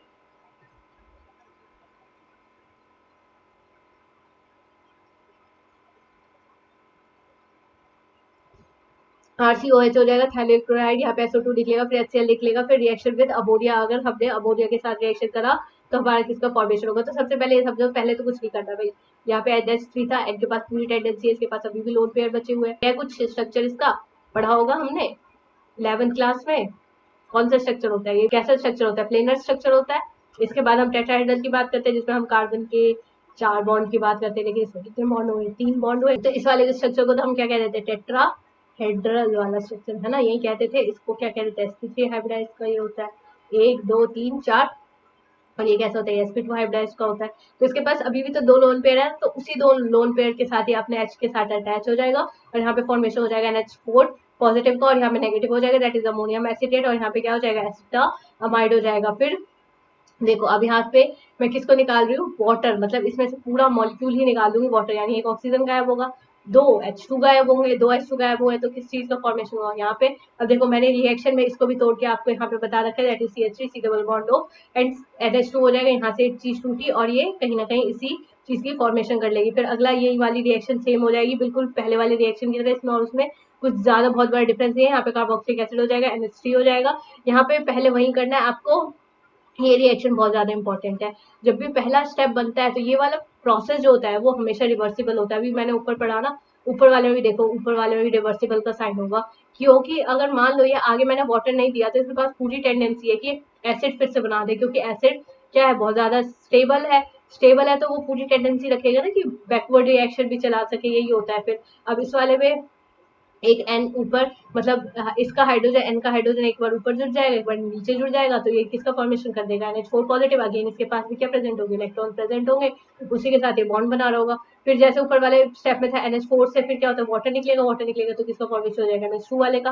फिर NH3 अब यहाँ से रिमूव होगा, अब NH3 को रिमूव करना है, तो NH3 को रिमूव करने के लिए मैंने क्या करा, यहाँ से एक साइड से मैं पूरे NH2 को रिमूव कर दूंगी और दूसरे साइड से हाइड्रोजन को रिमूव कर दूंगी, तो ये क्या चीज बन जाएगा, थैलीआमाइड। अब देखो मैं एक और बात बताती हूँ जो कि मेरे से गलती होती थी जब भी मैं पहली बार गलती हुई थी, फिर नहीं हुई थी। देखो अब ये कॉम्पिटेटिव एग्जाम में इसका क्वेश्चन क्या बनता है, यहाँ पे है अमाइड, ठीक है, यहाँ पे है आइमाइड, अमाइड और आइमाइड, ये इन्होंने यही मतलब डिफरेंस करते हैं कि ए होगा और आई होगा, और हमेशा ये क्वेश्चन फिर गलत हो जाते हैं। मतलब वो क्वेश्चन ऐसे देते हैं MCQ फॉर्मेट में कि ये वाला चीज है और ये वाला चीज है और इसका नाम बताओ, और हमें तो याद नहीं होता है, और ऑप्शन में जरूर दे देंगे कि अमाइड भी दे दिया, आइमाइड भी दे दिया, और बच्चे कंफ्यूज हो जाएंगे। तो ध्यान रखना कि हमेशा जो पहला प्रोडक्ट फॉर्म होगा वो ए से स्टार्ट होता है, अल्फाबेट कहाँ से स्टार्ट होता है, ए से, तो ए वाला प्रोडक्ट पहले बनेगा, और आई जो होता है वो ए के बाद आएगा, इसलिए बाद वाला प्रोडक्ट बनेगा। फिर रिएक्शन इन्वॉल्विंग रिडक्शन रिएक्शन हो जाएगा। थोड़ा सा रिडक्शन रिएक्शन की बात करेंगे, कार्बोक्सिलिक एसिड जो रिड्यूस हो जाता है primary alcohol, lithium aluminium hydride तो एक स्ट्रॉन्ग ऑक्सीडाइजिंग एजेंट है ही, तो ये किसके अंदर डायरेक्टली रिड्यूस कर देगा, इसको अल्कोहल के अंदर रिड्यूस कर देगा। यहाँ पे हमारा एसिड है, यहाँ पे हमारा अल्कोहल हो जाएगा। फिर अगला जो होता है वो B2H6 जो होता है वो फिर आगे रिएक्शन नहीं देगा, जो कि फॉर्मेशन कर देता है किसका, एस्टर का। और NaBH4 देखो, अब ये वाली बात जो है वो पहले बार में आपको भी कंफ्यूज कर देगी कि बात क्या लिखी है। मैं देखो यहीं यहीं से मैं आपको बता देती हूँ इसी रिएक्शन के थ्रू। ये कहता है कि कार्बोक्सिलिक एसिड अगर मेरे पास प्रेजेंट है तो वो लिथियम एल्यूमिनियम हाइड्राइड के साथ B2H6 के साथ सबके साथ रिएक्ट करेगा और किसका फॉर्मेशन कर देगा, 8 डिग्री वाले अल्कोहल का। लेकिन अगर मैं यही B2H6 को कहूँ कि भाई तू एस्टर के साथ भी रिएक्ट कर ले तो वो नहीं करेगा रिएक्ट। ऐसे ही NaBH4 को अगर मैं कहूँ कि तू रिएक्ट कर और मतलब कार्बोक्सिलिक एसिड के साथ रिएक्ट कर और आगे प्रोडक्ट फॉर्म कर, तो नहीं करेगा, क्योंकि NaBH4 के पास अभी हमने पढ़ा था कि टेंडेंसी होती है NaBH4। और अभी इसके साथ आई थिंक मैंने डाबल एच का भी पढ़ाया होगा कि डबल एच के पास टेंडेंसी होती है एस्टर और साइनाइड की। ऐसे NaBH4 के पास किसकी टेंडेंसी होती है, एल्डिहाइड और कीटोन की। फिर अगला हो जाएगा the reaction is known as decarboxylation reaction. Decarboxylation reaction कैसे हुआ काम वो समझो। देखो डीकार्बोक्सिलेशन रिएक्शन को किसके साथ आप याद करना, कोलैब इलेक्ट्रोलाइसिस में। डीकार्बोक्सिलेशन रिएक्शन में क्या होता है, स्टेप डाउन रिएक्शन, यानी कि इसमें अगर मेरा रिएक्शन में ये दो दो मतलब एक R और C दो, अगर मान लो R की वैल्यू 1 है यानी एक कार्बन है, तब तो 2 कार्बन थे, लेकिन रिएक्शन के बाद कितने हो गए, सिर्फ एक कार्बन हो गए। और यहाँ पे जो भी इस R ग्रुप के साथ मतलब ऐसे समझो कि COON है, अब इस COON के साथ कुछ भी आगे का ग्रुप दे रखा है उसके साथ बस हाइड्रोजन लगा दो, इतना ही करना है। और ये इसके रिएजेंट हो जाएगा, NaOH हो जाएगा, कैल्शियम ऑक्साइड हो जाएगा, विद हीट हो जाएगा। फिर अगला मैं अगर कोलैब इलेक्ट्रोलाइसिस की बात करूँ तो कोलैब इलेक्ट्रोलाइसिस में कुछ नहीं करना आपको, इसमें भी किस चीज को यहाँ पे देखना है, कार्बोक्सिलिक एसिड। यहाँ पे हमने किस चीज को ले रखा है, यहाँ पे एक और O लगाएंगे, यहाँ पे भी एक और O लगाएंगे, ठीक है। तो इस वाले में भी कार्बोक्सिलिक एसिड को साइड करो और उसके अलावा जितने ग्रुप है ना उसको बस आपस में ज्वाइन कर दो। और दो चीज, पहले एक चीज था हमारे पास, एक एक था कार्बन की रिंग, अब क्या हुई, दो ही। तो ये इसे हम क्या क्या कहते थे, स्टेप अप रिएक्शन। ये आपके कन्वर्जेंस पे बहुत काम आएगी कि जब हमें एक कार्बन बढ़ाना होगा या फिर घटाना होगा। अब आ गई हम किस वाले रिएक्शन पे, हेलो वॉलहर्ट जिलिनस्की रिएक्शन। अब इस वाले रिएक्शन से बच्चों को बहुत ज्यादा क्या लगता है, डर सा लगता है कि हाँ ये वाली रिएक्शन जो है वो हम कैसे करेंगे। तो इसके लिए मैं एक शॉर्ट ट्रिक आपको बता देती हूँ कि किस तरीके से हम हेलो वॉलहर्ट जिलिनस्की रिएक्शन करेंगे। और इसके लिए भी मैंने यहाँ पे जो है वो पूरा एक मतलब फॉर्मूला सा लिखा हुआ है जिसकी वजह से आप समझ लोगे। अब देखो यहाँ पे लिखा है हेलो वीरजी कार की अल्फा हेलोजिनेशन करा दूं क्या। अब देखो हेलो वीरजी से इन द सेंस की हेलोजन वो अटैच करवाना है। वीरजी इन द सेंस की, देखो वीरजी इन द सेंस की वॉलहर्ट जिलिनस्की, इसका नाम के लिए मैंने यहाँ पे लिखा है Hell Volhard Zelinsky. Card in the sense की कार्बोक्सिलिक एसिड, क्या करवाना है उसका, अल्फा हेलोजिनेशन, यानी जो अल्फा पोजीशन पे है उसी पे हेलोजन आकर के अटैक करेगा क्या। तो ये कहता है हेलो वीरजी क्या कार की अल्फा हेलोजिनेशन करा दूं क्या, तो ये कहते करा दे। तो हमेशा ध्यान रखना कि इसका जो हेलोजन वाला ग्रुप होगा वो हमेशा कहाँ पे अटैच होने वाला है, अल्फा वाले पोजीशन पे। आगे बढ़ते हैं, रिंग सब्सटीट्यूशन हो जाएगा। रिंग सब्सटीट्यूशन में क्या करना, ये वाली रिएक्शन तो इजी होती है। They however do not undergo the Friedel craft reaction, क्योंकि करता फ्रीडल क्राफ्ट पढ़ते ऊपर से बढ़ते aromatic carboxylic undergo electrophilic substitution reaction in which carboxylic acid act as an deactivating and meta directing group. अच्छा, बेटा डायरेक्टिक ग्रुप होने की वजह से फ्रीडल क्राफ्ट रिएक्शन नहीं करता है, because the carboxylic group is deactivating group and catalyst aluminium chloride gets bonded to the carboxyl group। अब देखो ये कहता है कि जो हमारा कार्बोक्सिलिक ग्रुप है ना, ये वाला जो कार्बोक्सिलिक ग्रुप है वो कैसा ग्रुप है, डीएक्टिवेटिंग ग्रुप है। जब डीएक्टिवेटिंग ग्रुप है तो ये कहता है कि इसको तो मतलब ये कहता है कि फ्रीडल क्राफ्ट रिएक्शन नहीं करेगा, Friedel craft reaction, Friedel craft alkylation नहीं करेगा, ना ही फ्रीडल क्राफ्ट एसाइलेशन, ऐसी रिएक्शन नहीं करेगा, क्योंकि ये डीएक्टिवेटिंग ग्रुप है। और जो डीएक्टिवेट करेगा वो कहाँ से आगे रिएक्शन करेगा, तो इसलिए ये वही कहते हैं। और लुइस एसिड जैसी चीज होती है। अब बताओ, अगर मैं बहुत बड़े एसिड को यानी किसी स्ट्रॉन्ग एसिड को एक दूसरे एसिड में डाल दूं, क्या रिएक्ट कर जाएगा।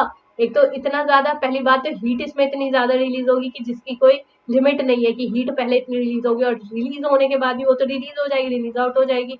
उसके बाद भी एक तो हमारा जिस भी मतलब हम कंटेनर में इसको रखेंगे वो कंटेनर क्या हो जाएगा, ब्रेक सा हो जाएगा। एक तो चलो टूट गया, टूटने के बाद भी जो इसका टेबल पे इसका जो भी पार्ट जो बिखरा वो तो इसको तो डिस्ट्रॉय करेगा ही करेगा, और जो हमारा प्रोडक्ट होगा वो भी नहीं बनाएगा।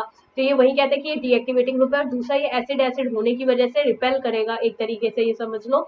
इस वजह से फ्रीडल क्राफ्ट रिएक्शन नहीं करते, क्योंकि फ्रीडल क्राफ्ट रिएक्शन में हम पढ़ते थे ना, जैसे एल्यूमिनियम क्लोराइड डाल दो, FeCl3 डाल दो, मतलब ये सारी चीजें तो यूज करते थे। और इसका करेक्टर कैसा हो गया, एसिडिक करेक्टर हो गया।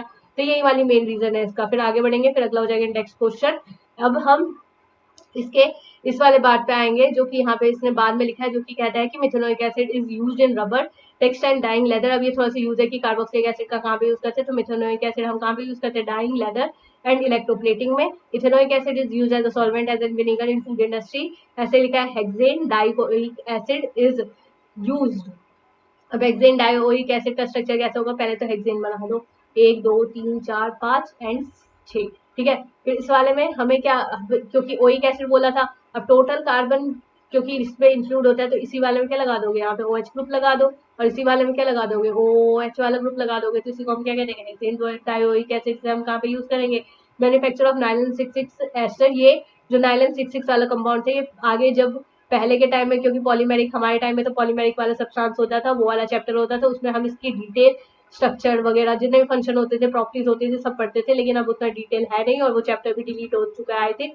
Asters of benzoic acid are used in perfumery. जो एस्टर होता है बेंजोइक एसिड का, वो हम काफी यूज करते हैं परफ्यूम के केस में। Sodium benzoate is used as a food preservative. Higher fatty acid are used for manufacture of soap and detergent. यानी कि अगर fatty acid in the sense कि कार्बन की करीब करीब 12, कम से कम 12 से लेकर के इनफाइनाइट जितनी भी लंबी चेन होता है, क्योंकि यहाँ पे फैटी एसिड बोल दिया ना, तो उसकी चेन तो कैसे होती है, लॉन्ग होती है, लॉन्ग होती है, तो इसलिए हम उसके कहाँ पे यूज करते हैं, सोप एंड डिटर्जेंट। और आप कमेंट में मेरे को ये मिक्स करके पिन करके ये बिल्कुल बताना कि आप दो तरीके का सोप यूज करते हो, एक तो बात करने के लिए यूज करते हो और साथ में एक वॉश करने के लिए, मतलब क्लोथ्स को वॉश करने के लिए यूज करते हो। और दोनों के केस में हम किस किस चीज का यूज करते हैं, मतलब चलो मैं थोड़ी सी हिंट दे देती हूँ। एक में हम सोडियम का यूज करते हैं, एक में हम पोटेशियम का यूज करते हैं, मतलब सोडियम कार्बोक्सिलिक एसिड या फिर पोटेशियम कार्बोक्सिलिक एसिड। तो मेरे को बताना कि सोडियम किस में यूज करेंगे या फिर हम पोटेशियम किस में यूज करेंगे, यही डिफरेंस होता है सोप और डिटर्जेंट के केस में। ठीक है, तो होप आज का वीडियो आप लोगों को बहुत पसंद आया होगा और आप इसको एंजॉय कर रहे होगे, इस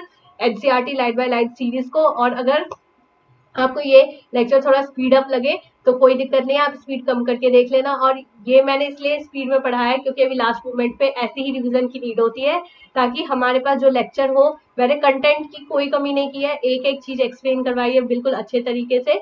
तो मिलते हैं अगली वीडियो में बिल्कुल नए वाले चैप्टर के साथ, नई वाली सीरीज के साथ। तब तक के लिए बाय बाय।